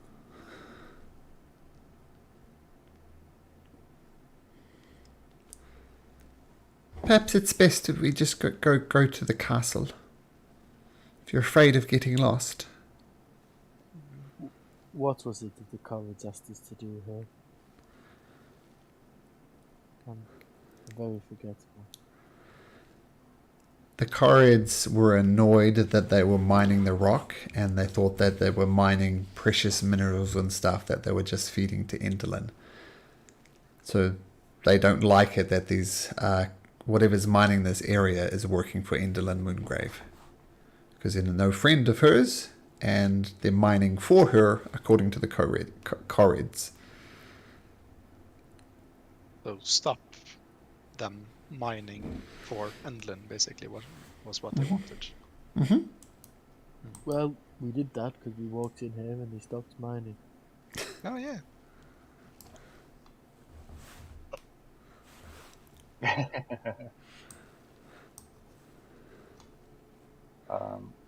I'm gonna light up a torch of my own in case Matilda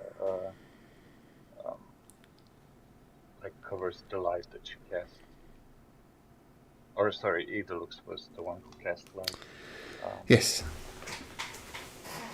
Okay. Torch and a light. And I'm gonna, while we're walking along the tunnel, I'll just keep an eye out for like traces of mining, recent mining. Or Okay. like if there's tools on the floors. So you start exploring the mine a bit deeper, just picking a random direction and going with it. You do hear pickaxes further off in the distance. So it's either the mining around you stopped or something else, but you do hear the sound of pickaxes once again. And as you're wandering through, like keeping a very close eye, like if we go back and turn right and turn left, we'll be able to get out again. I need everybody to make me a Constitution saving throw, please. Ooh. This includes Amador and Gleam as well. Oops. 8.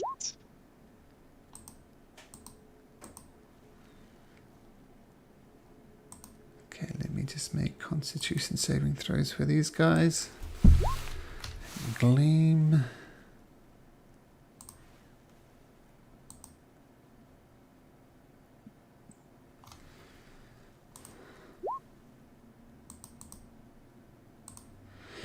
Okay, let's have a look at this.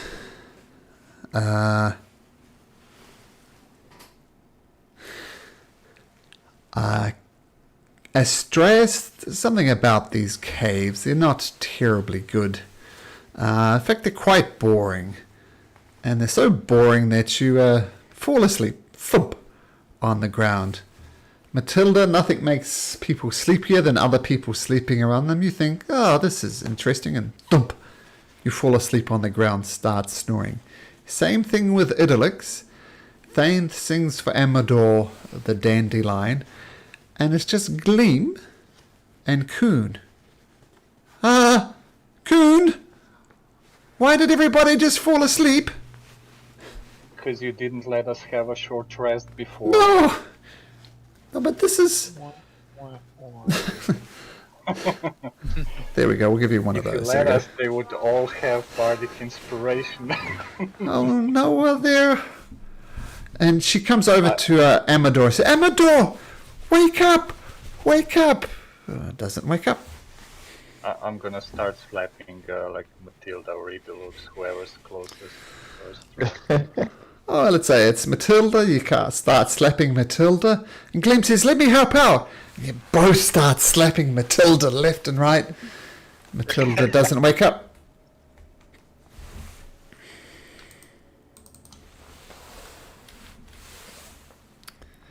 Oh, let me see if I have anything that would wake them up. As you're pondering this, 8 creatures appear. 8 creatures appear who look like this.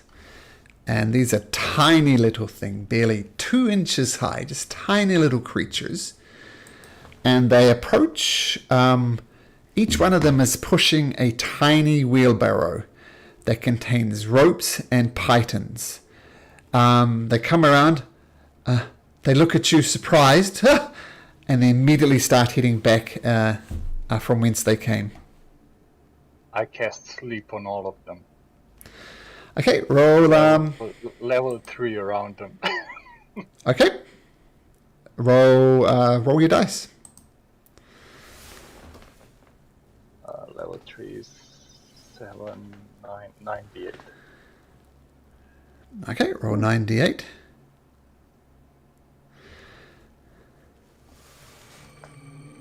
Oh, that didn't do it. Didn't roll it, no. I'll do it manually, sorry. Sure. So 45. So you cast your sleep spell, and several of these little creatures immediately fall to the ground. And you get 5 of them. 5 of them fall to the ground and start sleeping. And their little tiny wheelbarrows falls in front of them. And the rest of the 3 start retreating back even further back down the corridor. They just take off. How many are left? There was 8 total, 5 are asleep. I'll cast Charm Person on the other 3. if I can do it quickly enough. I'm not sure how fast they are. We'll bring up the Charm Person spell. Let's see what the range is on it, and we'll take it from there.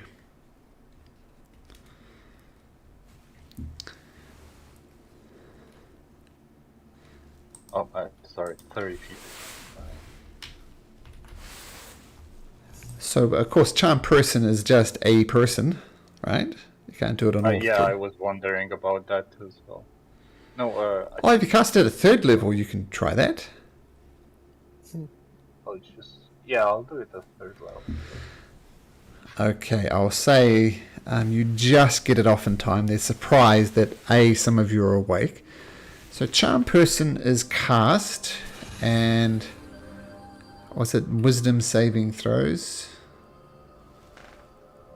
2, 3. And they all stop pushing their wheelbarrows, and they stop to look at you, and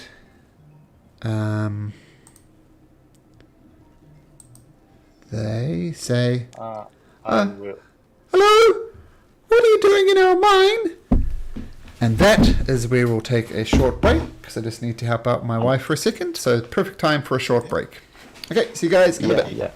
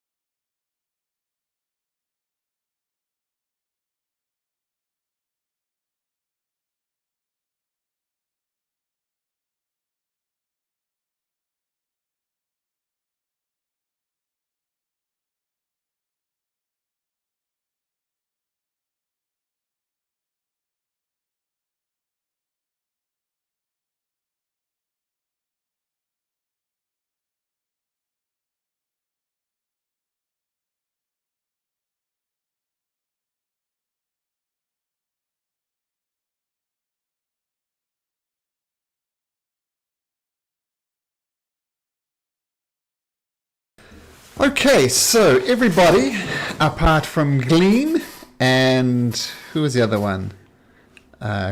Coon, fell asleep. But Coon, in an instant, cast sleep. 5 of them fell asleep, and then he cast charm on these fleeing creatures. And the creatures stop fleeing from you, Coon, and look. Let me just check one thing. And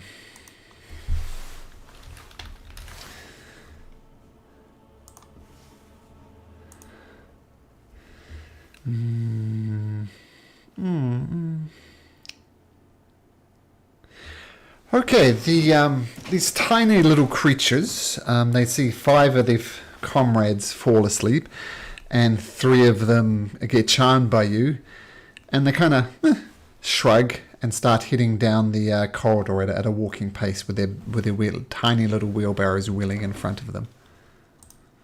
Away from me or towards me? Away from you. But they're no longer sprinting away from you, they're just walking away from you. I'll yell after them. Friends, I mean you no harm. Could you come over? My friends seem to have fallen asleep and I need to find out how to wake them up. Why didn't you fall asleep? I'm not sleepy, I guess. Why didn't you fall asleep, lady? And Gleam kind of shrugs, she's not sure. But Coon, you at least notice that she is an elf. You know, elves don't sleep. So that, that maybe makes sense about why she didn't go to sleep. What are you doing here? We're just looking for a certain tunnel.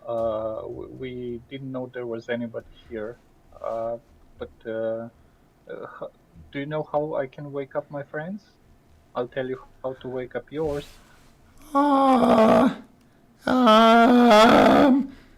I think you need to talk to Molliver. Who's that? Is that your leader? No. But Molliver speaks for the leader. Molliver! Molliver. He'll be here shortly. Maybe you should talk to him. Okay, can you tell? Can I come with you, or will he come over here and I should wait? Hey, just wait. Okay, can you tell him to come here and that I mean him no harm? I just need to wake up my friends. Oh, Molliver, he's nice. He won't shoot you unless you shoot him. I have nothing to shoot him with, so no worries there. Talk to Molliver. And with that, they start chipping away with the little tiny pickaxes around this tunnel. And after about a minute or so, one of them pulls out this thing, and it's a little purple glowing crystal. And this little creature holds it up to her ears, and you hear the faint sound coming from this little crystal saying, "I wish for all the money in the world." And the creature "That's a bad wish," tosses it in his cart anyway and keeps on digging away. Do you do anything, or are you just waiting for this Molliver character? The rest of you are asleep, obviously. Hello? Are you making wishes? We're mining wishes. You're mining wishes. How does that work? Talk to Molliver. He speaks for us. Okay, I'll wait. Can I watch how you mine wishes?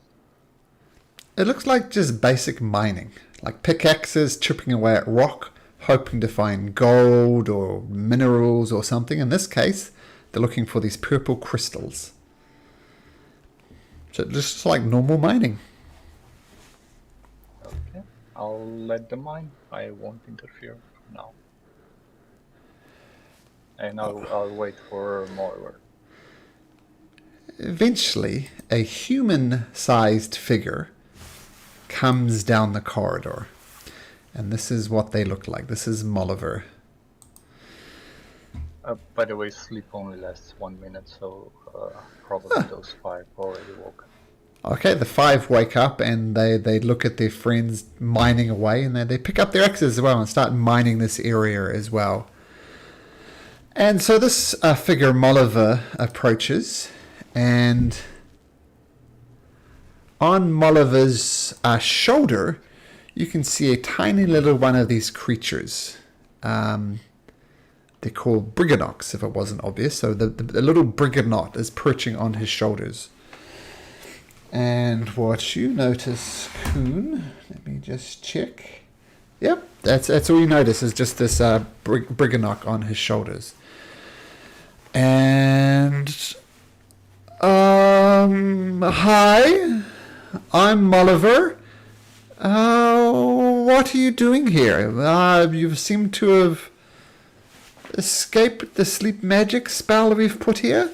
What are you doing here? What are your intentions? We are exploring. We're looking for a certain tunnel. We didn't know these tunnels were occupied. Actually, we're sorry to have disturbed you.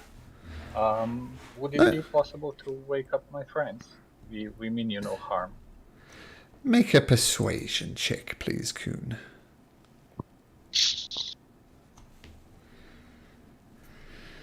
Well, I could wake them up, but what are your intentions here? What's this secret mine you're talking about?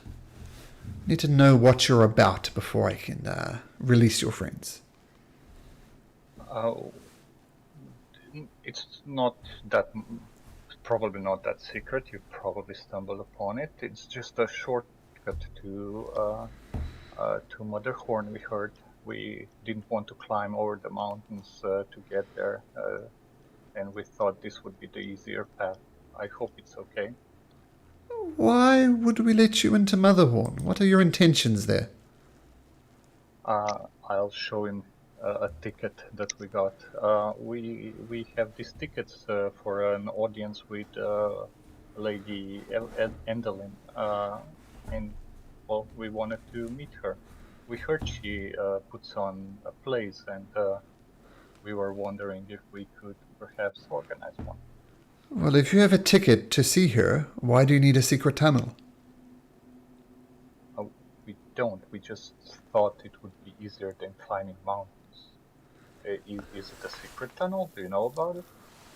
We thought it was just like a shortcut. I'm like lying.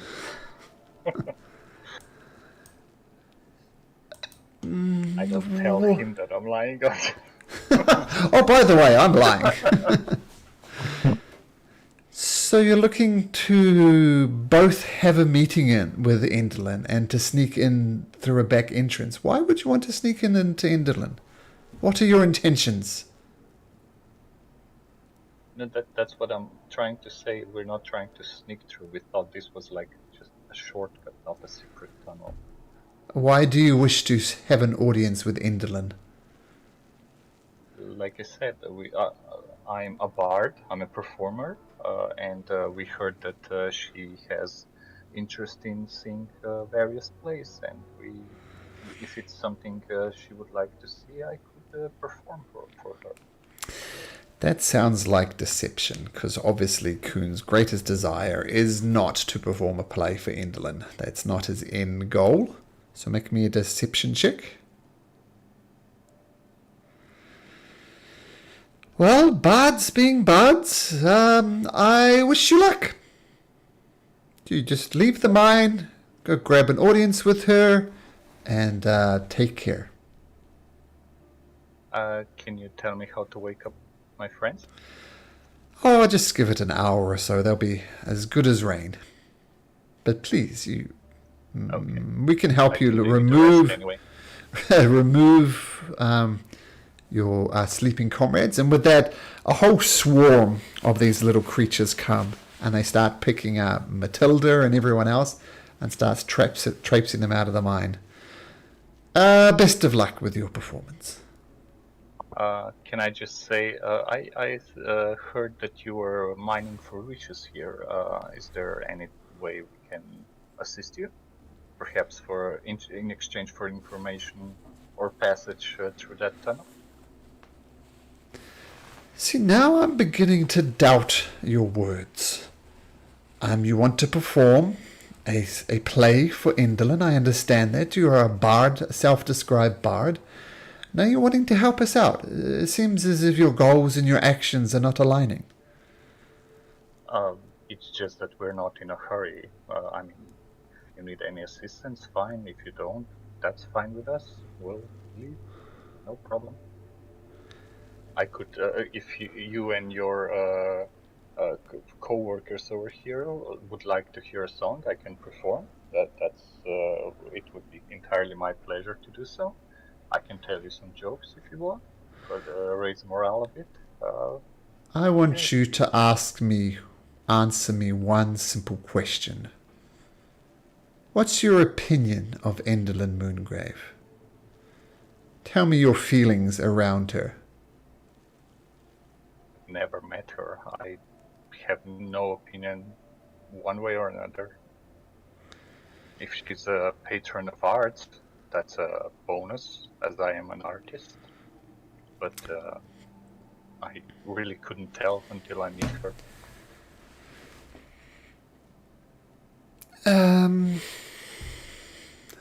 Take care. What is your opinion of Endleyn? My opinion does not matter. You need to leave the mine. Okay. I guess thank you for bringing my friends outside. Okay, so the little Briganox, he nods, and the Briganox, about 20 of them per person, takes and gently deposits you and your friends outside of the mine. Okay. I guess I'll wait for them to wake up and then tell them what happened. Okay, so after about an hour or so, they all wake up. Well, I guess you fell asleep. You were magically put to sleep, rather. Looks like there was like a defense mechanism or something that put you to sleep. Only me and Galen stayed awake, and we met some little rat miners that were mining some purple crystals they called wishes. And there was a humanoid there that apparently led them, and he was very suspicious of me and Galen, and we couldn't come to an understanding for him to let us through the tunnels, and so he brought everyone outside and went back in. You think this guy is working for Endleyn? Could be. I think he was checking if we're on her side or not. That's why he was so suspicious of us being there. He might, yeah, he probably, I would assume they're mining the crystals for her or something. And Modor says, well, this confirms what the Corrids were saying, does it not? That they are mining and the crystals are going to Endleyn, one would assume. They're working for her. Definitely mining. There's like a lot of them, a lot of little rat people, like 2 inches tall, very small, but there's so many of them that they're making quite a progress. You wouldn't expect them to, but strength in numbers, I guess. What kind of creatures? I'll describe one of the rats. It's like a rat on 2 legs, and it's holding like a mining pick, a small mining pick. They're working as hard as they can. Would Matilda know anything about these creatures?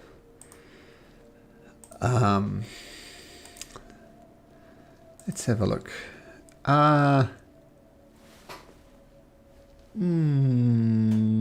No, you wouldn't. You've never heard of these type of creatures before.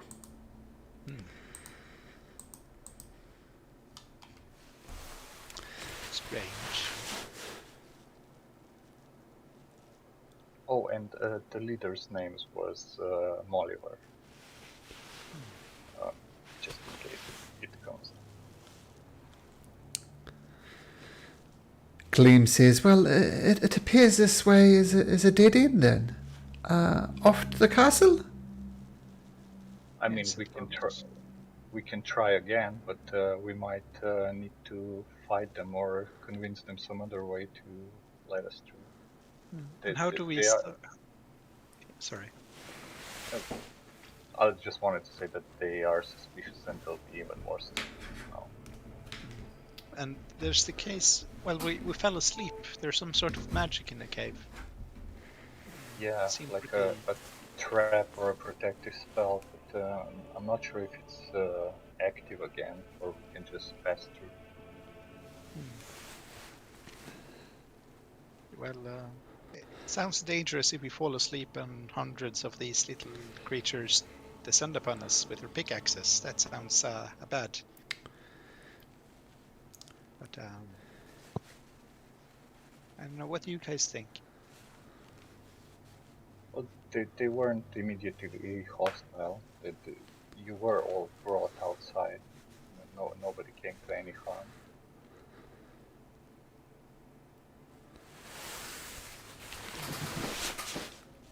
Okay, and irritate them. Yeah, that might just be more angry.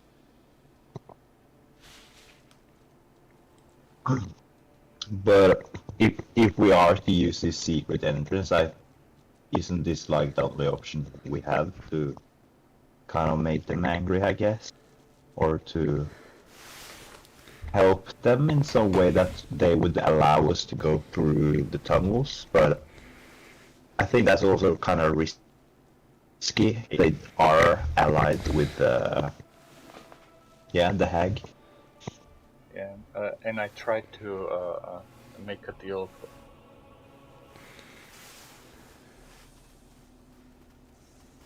Just through the tunnels, but they wouldn't hear of it. Perhaps Endleyn has some sort of hold over them, like the little goblin girl, for example. And if we solve that, that might fix the situation. Or I could try to charm this Molliver person. That's possible if you can get him to come to the entrance and have a talk with him.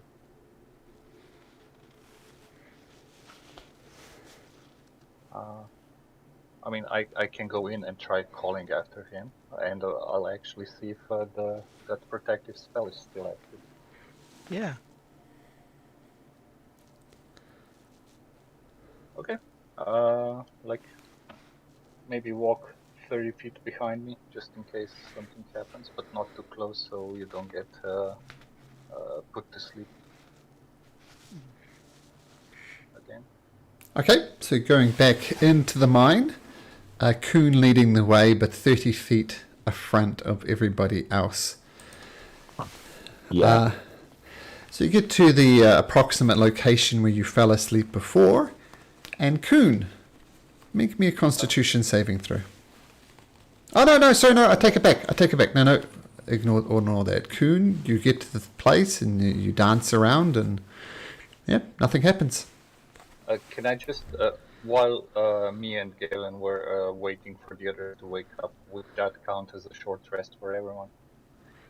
Not for the people who are asleep, but for Gleam and Kuhn, yes. Okay, then I have bardic experience. Yes. Yes, you get to the spot where you know your companions fell asleep, and you shrug, and you don't go to sleep. I'll tell them, I think it's safe. I can try calling out to him from here. We'll see if anything... do I hear mining going on? Yes, you do. Then I will just call into the tunnel. Sir Molliver, a minute of your time, please. Make a persuasion check.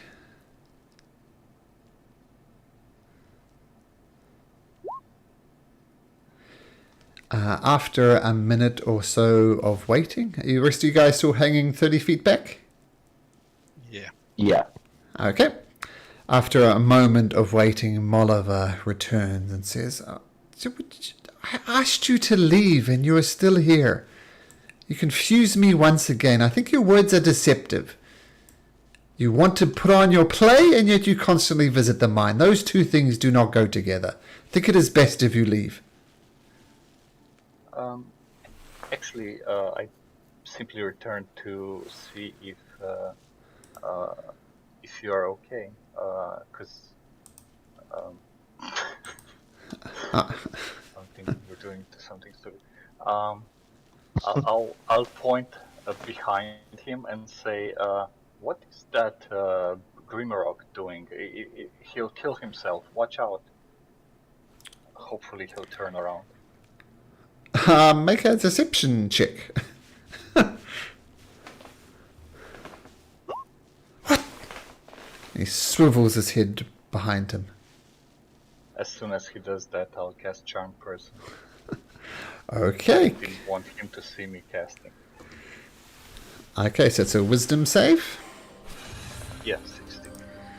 Okay. So let me just bring up Molliver's stats. Before as a bonus action, I'll use my unsettling words to give him a minus 1d8 on that save. Nice. Okay, roll the d8 for me. I'll do that first. Oh, and 8. And what's the DC? 16. So really, it's now 24.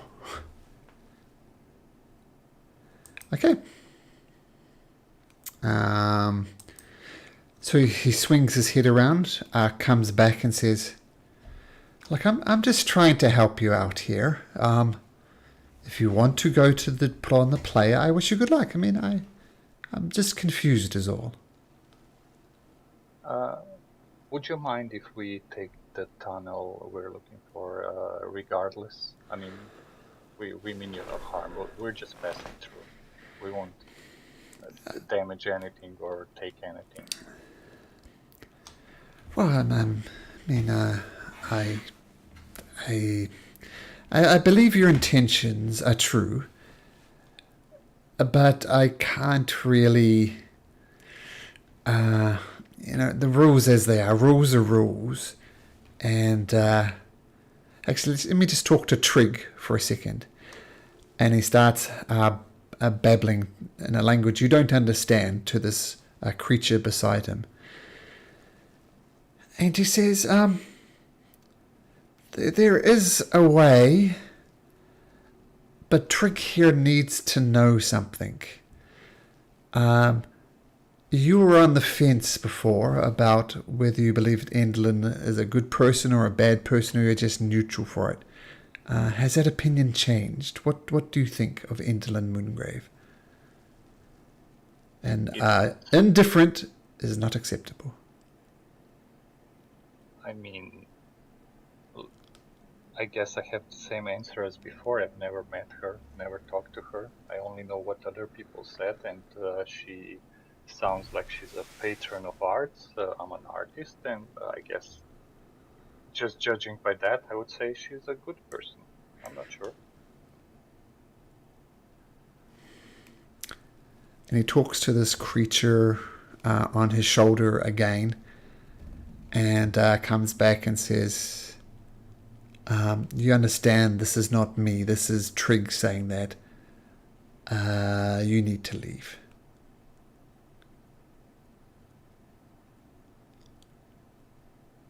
Of course. And don't come back. Just give me a second. Charm person.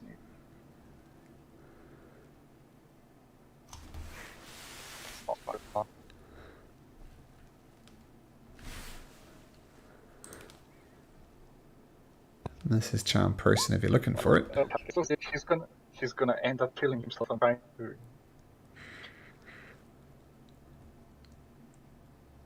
So what are you doing, Coon? I'm trying to make him turn around again and then cast charm. Oh, I can't cast charm person on the No, I can't, because the others were charmed. I want to cast Charm Person on the rat on his... Look, and he's looking at you. tiny- Just go. You're not welcome here. Fine, I'll hang my head in shame and walk out. Okay. So you're outside of the Briganock mine. Yeah, it's not happening, guys. The rat on his shoulder is like the boss of him or something. Although I suspect that maybe he was actually talking to Endleyn through the rat. Maybe. Could be. It could be like a familiar or something. That's something Matilda would be familiar with. Could also, I'm not sure, but he kept asking you if you were your opinion on Endlyn.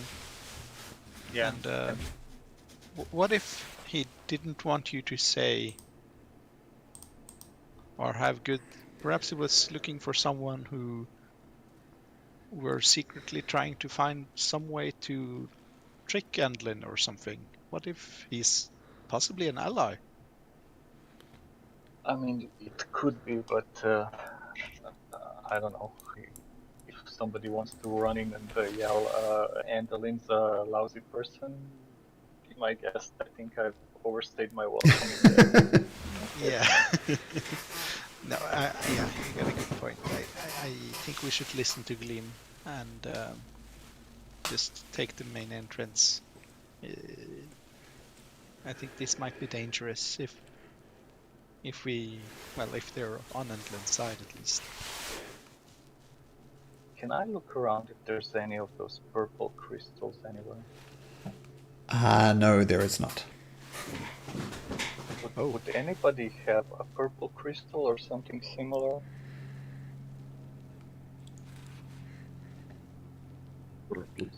We might be able to make a deal in exchange for the crystal. The purple crystals were not only purple, they were glowing. So keep that in mind. Yeah, but we could like use some magic to make them similar to what was mined. But I guess we don't actually have any. So. Okay, main entrance it is then, I guess. Okay. So putting the Briganock mine behind you, you start making your way back up north, much to the delight of Gleam. And head past the Fey Beacons. And I'll say at this point you message the prince and he informs you that it's working and you notice a couple of the beacons are lit. So he's well on his way to success. And you start... By the way, did Connor leave? Connor? That looks like it. Maybe he's having internet problems. Because he's not in Roll20 as well. Hopefully he can connect on his phone or something. Hopefully it's just an internet thing. Okay, so you start winding up this pathway that leads to Motherhorn. The trek all the way from the Briganock mines is relatively uneventful. And you eventually wind your way up, growing along the way, to the entrance to Motherhorn. Now, just a second.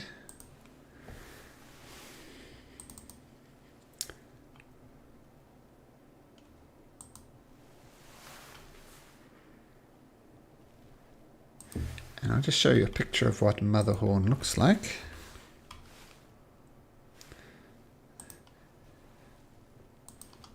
So this is what Motherhorn looks like.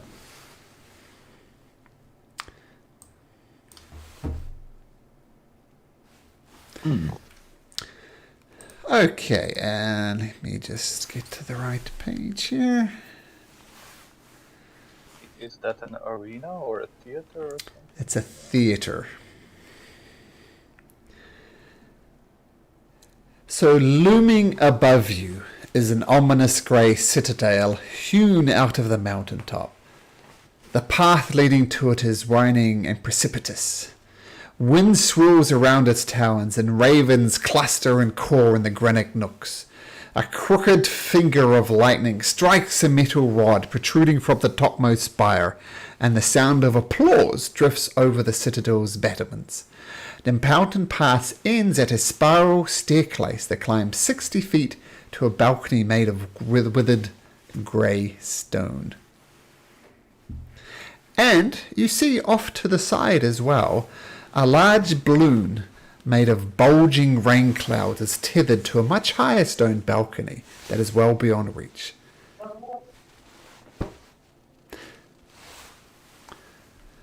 And let me get you across to the map of Motherhorn.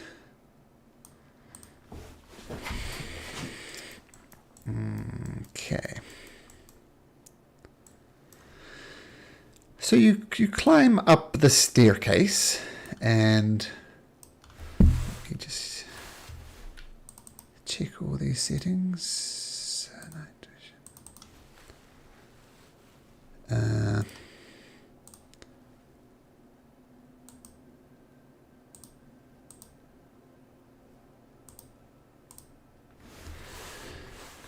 What?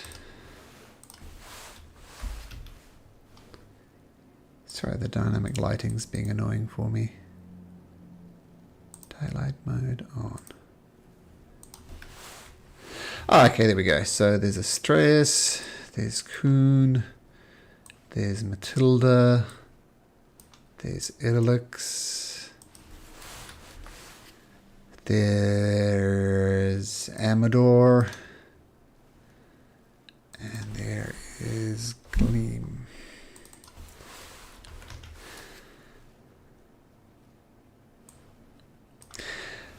Right as even before you get to this place as shown on the map here, at the top of the spiral staircase, Gleam says, if you remember, I was here before. My sister is in there somewhere.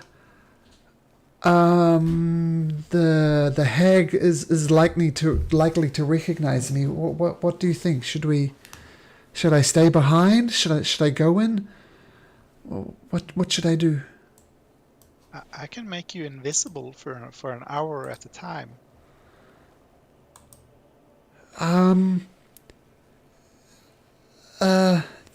If you like, but if something goes wrong, I can tell you that Endleyn Moongrave won't be happy to see me again.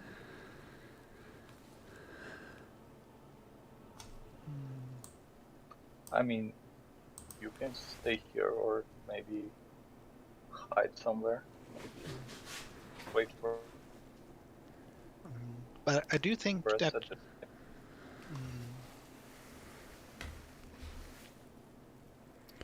well, we do need this whole eclipse prophecy to scare her. So you do need to be nearby when we find Glister. Well, maybe I wait outside, and when you find my sister and you want to do the eclipse, maybe I could come back then? Well, I know I can contact you easily. And Matilda's going to take a lock of your hair and cut off a lock and give it to Gleam. Just keep this on you. When I'll speak to you through this little eerie token. And I'll just wait outside in the meantime? Yeah, stay out of sight. Amador says, well, I think that is a wise decision, Gleam. I will wait outside with Gleam. I think any things that could be potentially dangerous between us, we should handle them.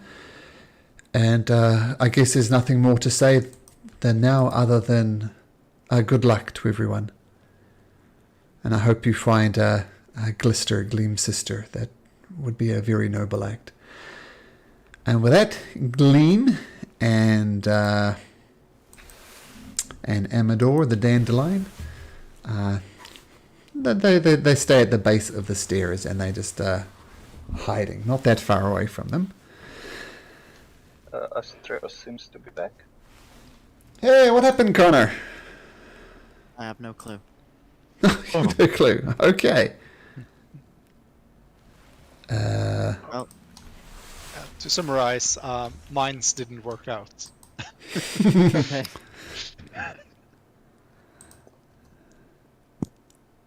Despite her best effort. Have I gone again? Hello? No, you're still there. No, we got you. We got you. Hear you. Okay, just need to do one quick thing that I didn't quite set up. Just the sound sets for this place. Just 1 second. Boop. Boop. Okay, so you go up these spiral staircases, which is very much obviously the entrance into Motherhorn, as it's known. And what you see is I'll get there eventually. You see. So you walk up these spiral staircases to get to the entrance to Motherhorn, and the surface of this door here, let me know if you can't see it, the surface of this door assumes the likeness of a skull-faced hag, and you hear it say in a raspy voice, "The Moon Twin is not welcome here. All others may step forward and pass through the black cordon at the end of the entrance hall." And then there's the visage of the skull-like hag splits down the middle as the double door swings open, revealing a decorated hall. Actually, let me show you the said decorated hall. Filling a decorated hall where discordant chamber music plays.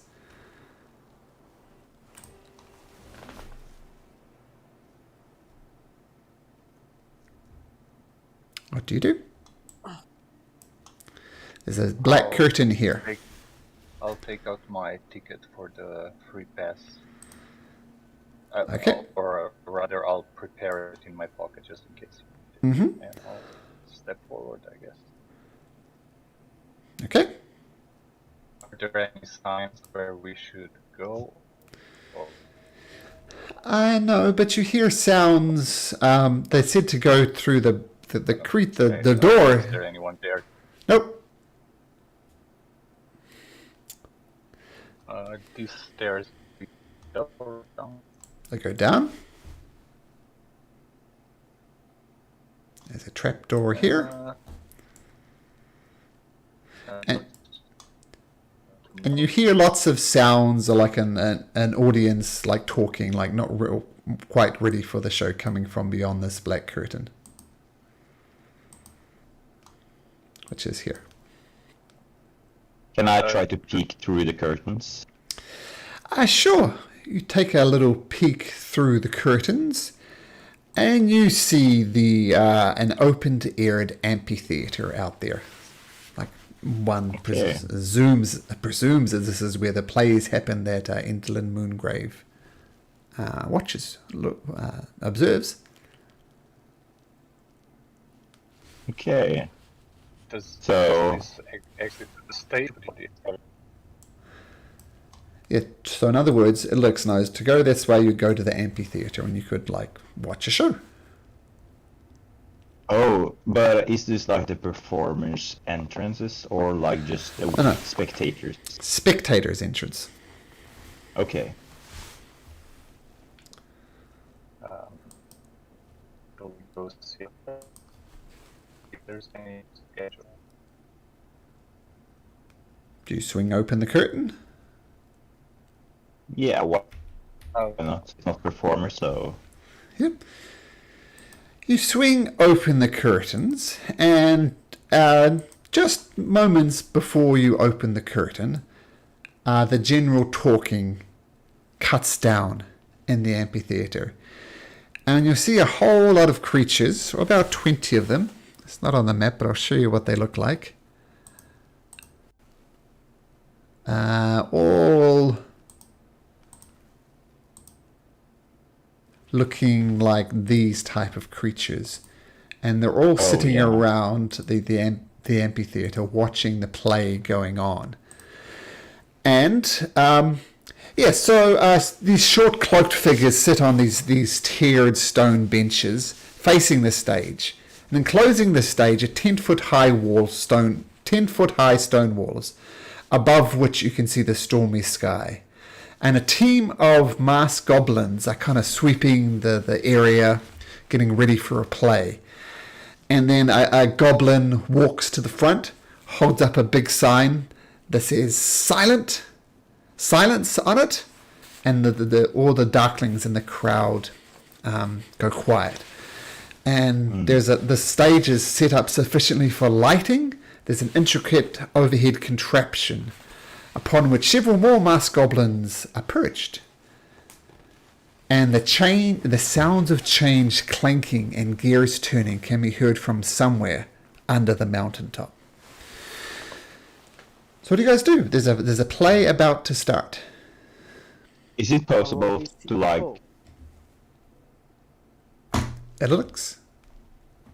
Is it possible to walk down to the seats from the staircase? Yeah. Yeah, you can easily access any one of these seats. Okay, cool. I'd just like to jump down here or whatever, and just. I guess there's a lot of people sitting in a chair, so I'll just walk over them, I guess, and sit down. There's about 20 of these robed figures looking. So the theatre is sparsely populated in that sense. Sorry. Excuse me. Sorry. No. Thank you. Very polite. Okay, roll me a d8 for your politeness, please, Astraeus.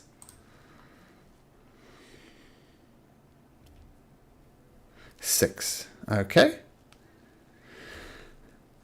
Well, first of all, from high above in a balcony, just as the play is starting, you see a creature high up above, looking down through a pair of like opera glasses. And this is what that figure looks like.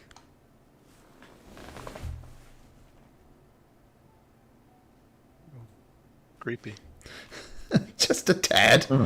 And it sits down on this balcony, like on the cliffside, like high above this, and holds out a pair of opera glasses and looks down. And the play is about they introduce it as a village no more, and there's a long broken piece between a green dragon and a nearby village, which is shattered when the village idiot steals a handful of coins from the dragon heads. And the story goes on about how the dragon seeks vengeance and starts ripping apart people. And they do the classic thing, like they have rope held under their costume and they pull out their ropes pretending it's guts. And this dragon, the piece is broken by this foolish act. And the villagers all get massacred by the dragon, but not before they deal a final death blow to the dragon. And at the end, everybody is dead in a massive pile of gore. Endleyn Moongrave looks down. Everybody looks up at her. And she claps and retreats back in there while everybody else starts scurrying around. What do you do?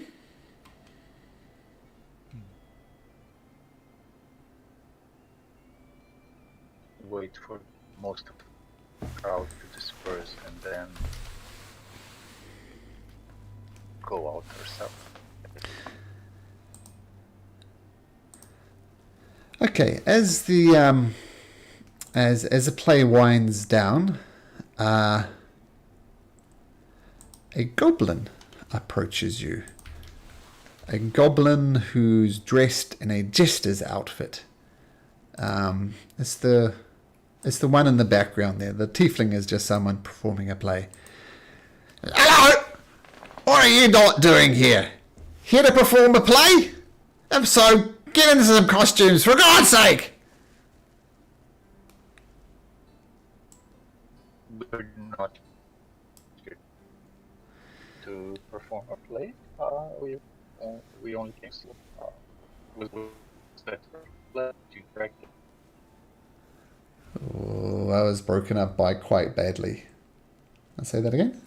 Sorry, yeah, was that last play directed? Are you responsible for it? Say it one more time. I heard you're responsible for it at the end, so hopefully it'll come through this time. Yes, sorry, my connection's bad. Okay, you're sounding okay now. I was just asking if he's the director. Is he the director of Last Play that well? No. I'm not the director. People direct them themselves. Look, if you haven't clicked onto things by yet, you're required to put on a play. That's the only thing that keeps you interested. So if you're not got a play, prepared to do a play, then I suggest you just bugger off. How would one go about performing here? Well, first of all, you're going to need to get into some costumes. So, get dressed up, come up with a play, and I'll tell Endleyn that you're ready to perform a play, let's say, in 10 minutes or so. Okay, understood? No. Everybody understood? What? What's the problem? I'm an artist. I'll take some amount of time to write a play, and then we'll be back to perform it. We can't do this like halfway. We need to do it well. Make a persuasion check. 22. At least. No, it didn't click. Sorry. Oh, I thought it would click and I clicked again. 22. Okay. Just the first one. Look, you understand, most people come here and they have a play prepared. It's quite disappointing that you don't have a play prepared. I'll tell you what, I'll give you 20 minutes. On your marks, get set, go. No, we'll come here when we're good and ready. You do not force a player. No, you do not force one artist to do something he's not prepared for. I'll prepare and be back when I think we're ready. This goblin shouts up towards where Endleyn is. She's come out of her little watching booth, and she's peering down at all of you with her opera glasses. If I see him that he's preparing to yell outside, it's over. Okay. So you cast silence, and let's see, any creature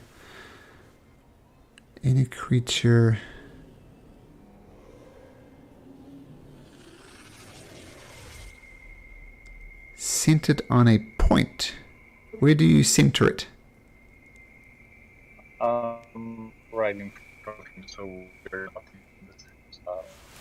Or that's the thing, so maybe down. Okay. So, of course, stage fright goes immediately quiet. As a 20-foot circle radius pops right there. So something like that.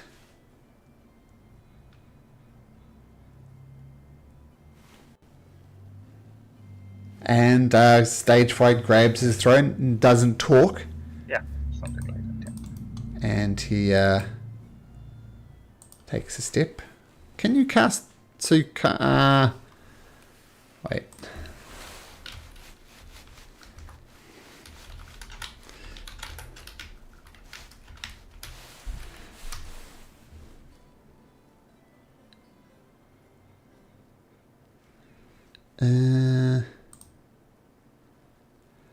Just want to check, can silence be cast on a person? The silence spell is centered on a point in space, not on a creature or an object. That's according to God himself, Jeremy Crawford. So you're not casting it on Stage Fright? You're not casting it all? You would know this?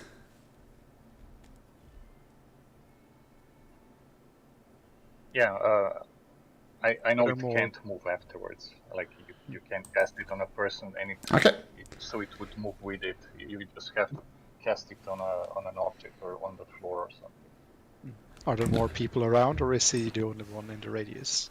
This is the official tweet from Jeremy Crawford. It says the silence spell is centered on a point in space, not on a creature or an object. Oh, and just like above the Sure. seats. Okay, so I'll gesture to the others. Let's get out of here quickly. Okay. which way do you go? Stage Fright is momentarily confused as he wanders around, still not with his voice. Sorry. Sorry. Excuse me. The way we came. Matilda's going to cast invisibility on herself. Okay. So invisibility is cast. I'll put a little token on you to show you're invisible. Okay. Oh no, we've lost Matilda. It's okay. I'm right here. I'm invisible. What do we do now? Explore a little. Matilda, you want to go? What you do now is you prepare a play. We will not prepare a play until we're ready. Right? Endleyn! Endleyn! I Endleyn! close the curtain. I close the curtain. Okay. Curtain Okay, is closed. I'll sneak up then and see if I can find something funny ahead. Left or right, so we can follow you. Want me to go with you, or head off on my own? I mean, we'll follow you, but you need to tell us where you're going because we can't see. Oh. Well, I don't know what's going to happen. He's going to go call for Endleyn. Yeah, that's why we need to go get out of here. Otherwise, they know we're here. Oh yeah. I'm not sure what to do. Just go. Okay, go left. Go left. Just like walk 30 feet in front of me, or 15 feet in front of me. I'll go over here. Okay, there's another black curtain. Do you push through it? I just want to get out of this place where we were last seen by the goblin. Okay, you push through into this room, and this room is choked with a variety of props and costumes. There seems to be no order in this place. But you do see a chest full of powdered wigs, each one crawling with a bunch of little tiny spiders. There's a mouse trap 3 feet long and 3 feet wide and 8 feet long. And there's a parasol topped with a copper weather vane. Other things as well, but those are the things that jump out at you. So obviously some type of prop storage. Can Idle pick up wing with the spiders and put it on? Put it on? Yeah. You have a powdered wig on. The spiders are a little bit itchy, but they don't bite you or anything, so they appear to be harmless spiders. So a powdered wig nice. with lots of little spiders on. Alright, nice.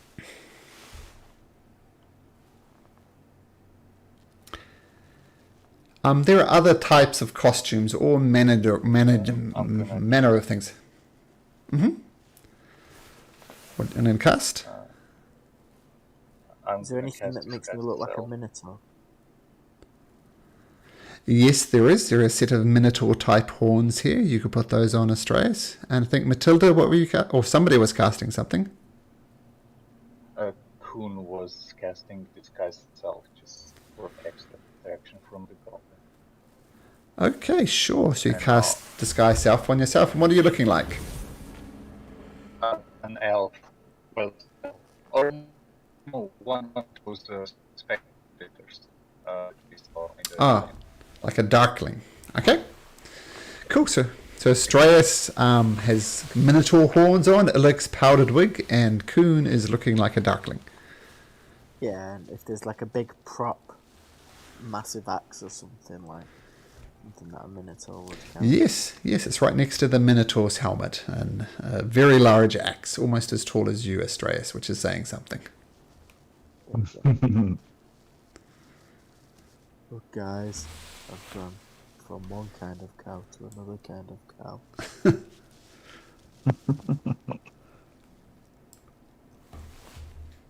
Well, it's an improvement. Oh, Shall we continue exploring? Or anyone else needs a costume? I can just create one with some magic. Yeah. Maybe I'll try to put on a black dress as well, just Sure. for the effect of the wig. No problem. Nice. you look beautiful in looks. Thank you. I'll do a short bow. Yes, raise. Matilda's gonna go into this direction, just look what's behind this door or curtain sneakily. Make a stealth check at advantage. I was just gonna say that before Matilda continues, I would give her Dark Inspiration, but I can do that later. Okay. Oh, no, you can give a bardic inspiration. 16. Well, that was at advantage. Here's my bardic inspiration sound, by the way. Yeah. Stolen from Bill and Ted's Excellent Adventure, if you remember that. They did these little guitar riffs. So, okay, so you have a little peek behind the curtain. And what you see there, no one appears to notice you peeking in, but it appears to be some type of dressing room. Resting against the walls of this chamber are 3 dressing tables, each with a mirror atop of it. The mirrors are bordered by tiny balls of bright golden light. An ornate high-backed chair on claw feet sits before each table. Slumped on one of these chairs is a bugbear, dressed as a grand green dragon from the neck down. On the floor nearby, the fake dragon head and tail that complete the costume. Yep, so dressing room with a bugbear. Does he look like Burley? Yes, he does. Okay, I'm gonna sneakily close the curtain, return to the others, and say, I think we found Burley. Burley's brother? Yeah, wait, Burley. Wait, We met Yeah. Burley. His brother's We met called Burley. that's right. You also notice Matilda as you peeked in. Hurley was casting no shadow.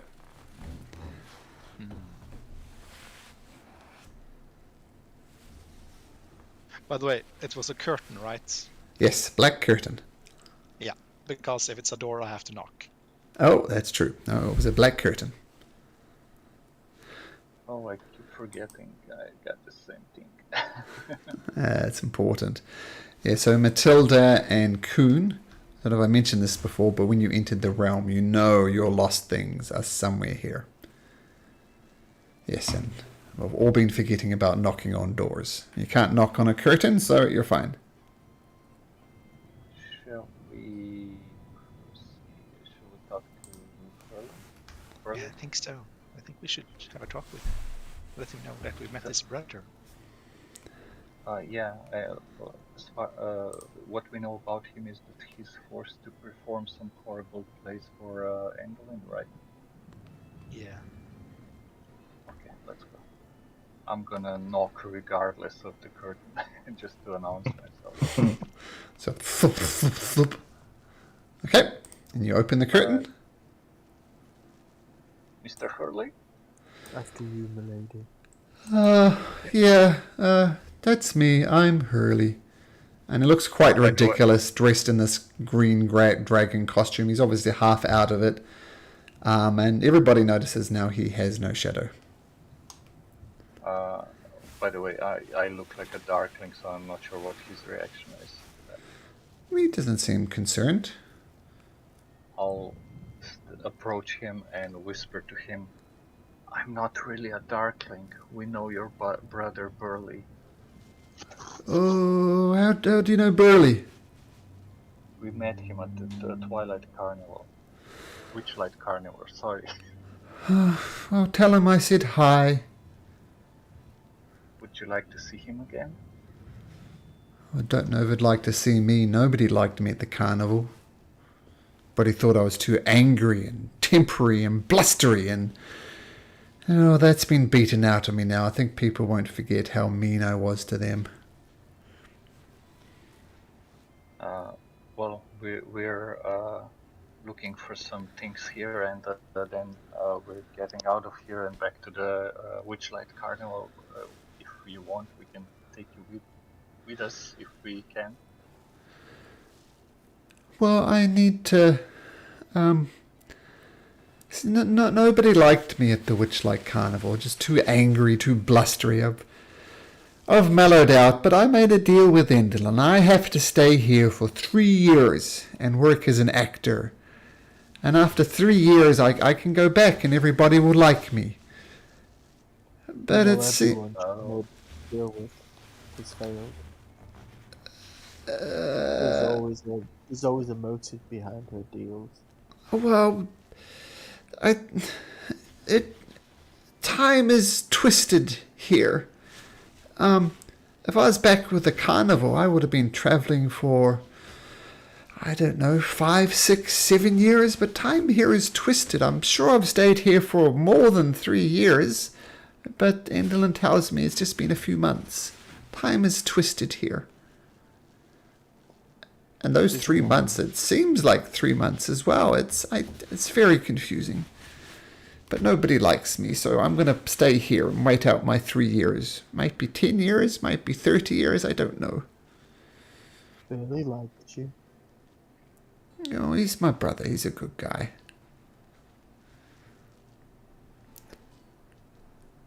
I'm sure other people liked you as well. Well, once I've done this, everybody's going to like me.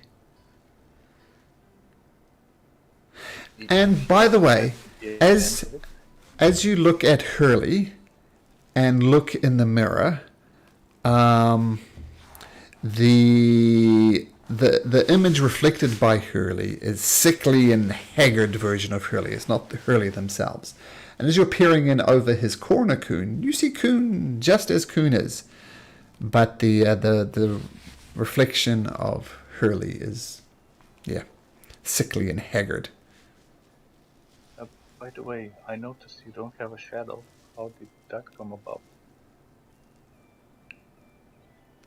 That was part of the deal with Endleyn. I had to relinquish my shadow and work for her for 3 years. Can you get the shadow back, or can we get it back for you? I guess you could. And one thing, I think at least one of you would know, and probably Coon actually. Creatures without shadows in this Fey type areas are generally not trusted, they're not liked, there's something duplicitous about them. So Hurley without his shadow, you assume that other people here would treat him quite poorly because he doesn't have his shadow. So keep that in mind. Well, I try and... Gleam doesn't have her shadow either, does she? That's right. Gleam does not have her shadow as well. And Hurley's saying, well, I know I just need to get these work my way through the theatre, but every time I go on stage, no matter how hard I try, people boo and they hiss. It's like I'm given no chance whatsoever. But I just keep on trying. But Madame Endleyn, she assures me that my talent is becoming more refined and respected with every performance. So, but everybody still boos, hisses, throws tomatoes. So Sam, I'm stuck here performing endless plays where people hate me. It's not what I expected. By the way, it might be that you've been here for longer than 3 years. Do you see the reflection over there? You can see me as a setter. From yourself, you look much different in the reflection. Well, when I first got here, Endleyn was so nice, and I was in this dressing room for my very first performance, and I looked okay. But then my performances started to suffer. My first performance was a disaster. My second one was even worse. And Endleyn I think she got tired of me. So the mirror worked for the first month or so, but ever since then I'm starting to get this reflection. Maybe I'm out of favour with Endleyn, I don't know. Or maybe it's just showing you the real you. The real me is sickly and haggard? Oh, maybe. The real you is tired and old and... what was the description you gave me? Exhausted and sickly and haggard. Yeah, exactly. So a very sick version. Not necessarily an older version, but a very sickly version. By the way, how did Endleyn take your shadow away? She has a pair of scissors. She just cut it off. Do you know of any way to get your shadow back? Like needle and some string? Maybe sew it back on? Well, I don't know, because that was part of the deal with Endleyn. She would keep my shadow until I'd performed a play to her satisfaction. But as I said, day after day, performance after performance, people boo. But I guess I just keep working at it, and that will be good. But yeah, it's not a nice existence. Practicing hard, being booed every time. We were offered to perform as well. Maybe we could include you in the play and present you as some sort of a bad person, and we like push you around and like beat you and everything, and the audience would cheer because we would be the good guys in the play. You would be the bad guy, and you would actually do a good performance as a. Oh, okay. Yeah, let's do that. I mean, I've already got this dragon costume on. Let's do it. Sure, but not right away. I need to like work on the screenplay. I might. Would it be possible to do it tomorrow? I know Endleyn doesn't like. Why? If you're going to sneak around in here and not perform a play, that is going to displease Endleyn. Oh, we can leave. We were just avoiding a goblin that wanted us to perform immediately without any preparation, which is not what an artist unless it's absolutely necessary. Huh? Can we contact you when we're ready then? Or we'll tell you what your role in the play is? Yeah, I'll be around. Excellent. We'll find you then and try to get you your shadow back. Mm-hmm. Can you tell us anything else about this castle or whatever it is, the Wonderhorn? Well, I know pretty much around this area here. There's lots of dressing rooms, the amphitheatre, of course. I don't really explore much around from apart from there. But yeah, dressing rooms, practice rooms, the amphitheater. Endleyn looks on from above, so if you want to meet her, go up.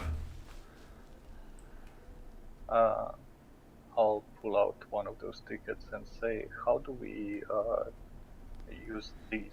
Who do we need to present it to? Maybe the goblin stage fright. He's the one in the jester's outfit. Okay, I'll keep that in mind. Thank you. Excuse me! Excuse me! Excuse me, I've talked to Endleyn and we have a play prepared for you here.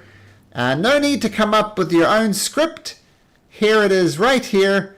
It's kind of thrust it in Astraeus' hand. You'll be expected to perform again 10 minutes.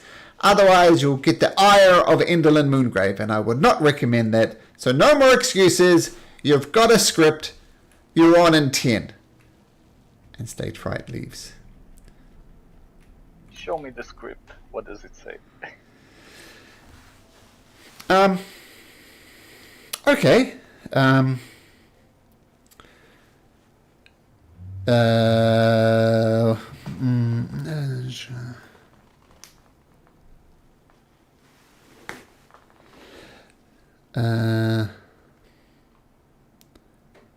The play.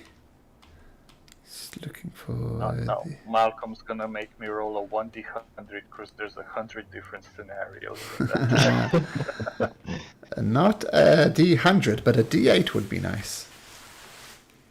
That's okay. Who? Me? Yep. 2. The title of the play is Lament of a Suckling Boar.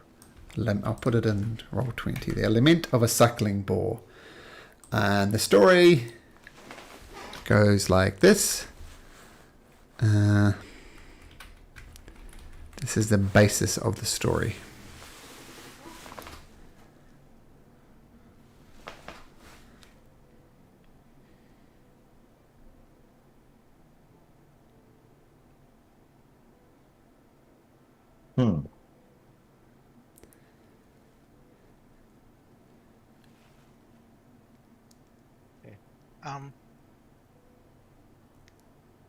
You guys think that I should just sneak about while you're doing the play? See if we can find any of the missing items or something? Sure. We can visit them. And, I mean, if we can get out of this plane, let's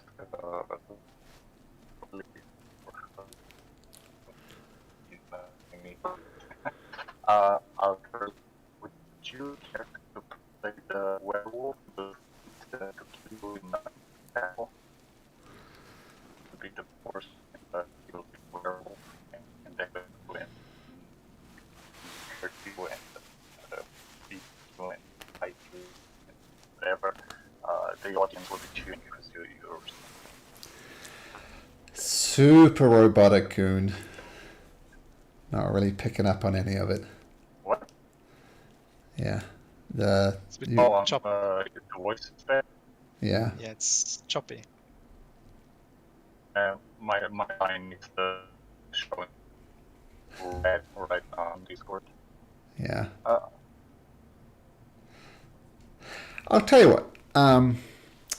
Maybe since it's almost time to finish, maybe we finish just a tad early, and we'll get into the play next week. And Matilda, it sounds like you wanted to wander around while they're doing the play, which is perfectly fine, of course, since you're invisible. We'll see how that plays out. And hopefully, Kuhn, your microphone or your internet connection will be better next week. Does that sound good, guys? Yeah.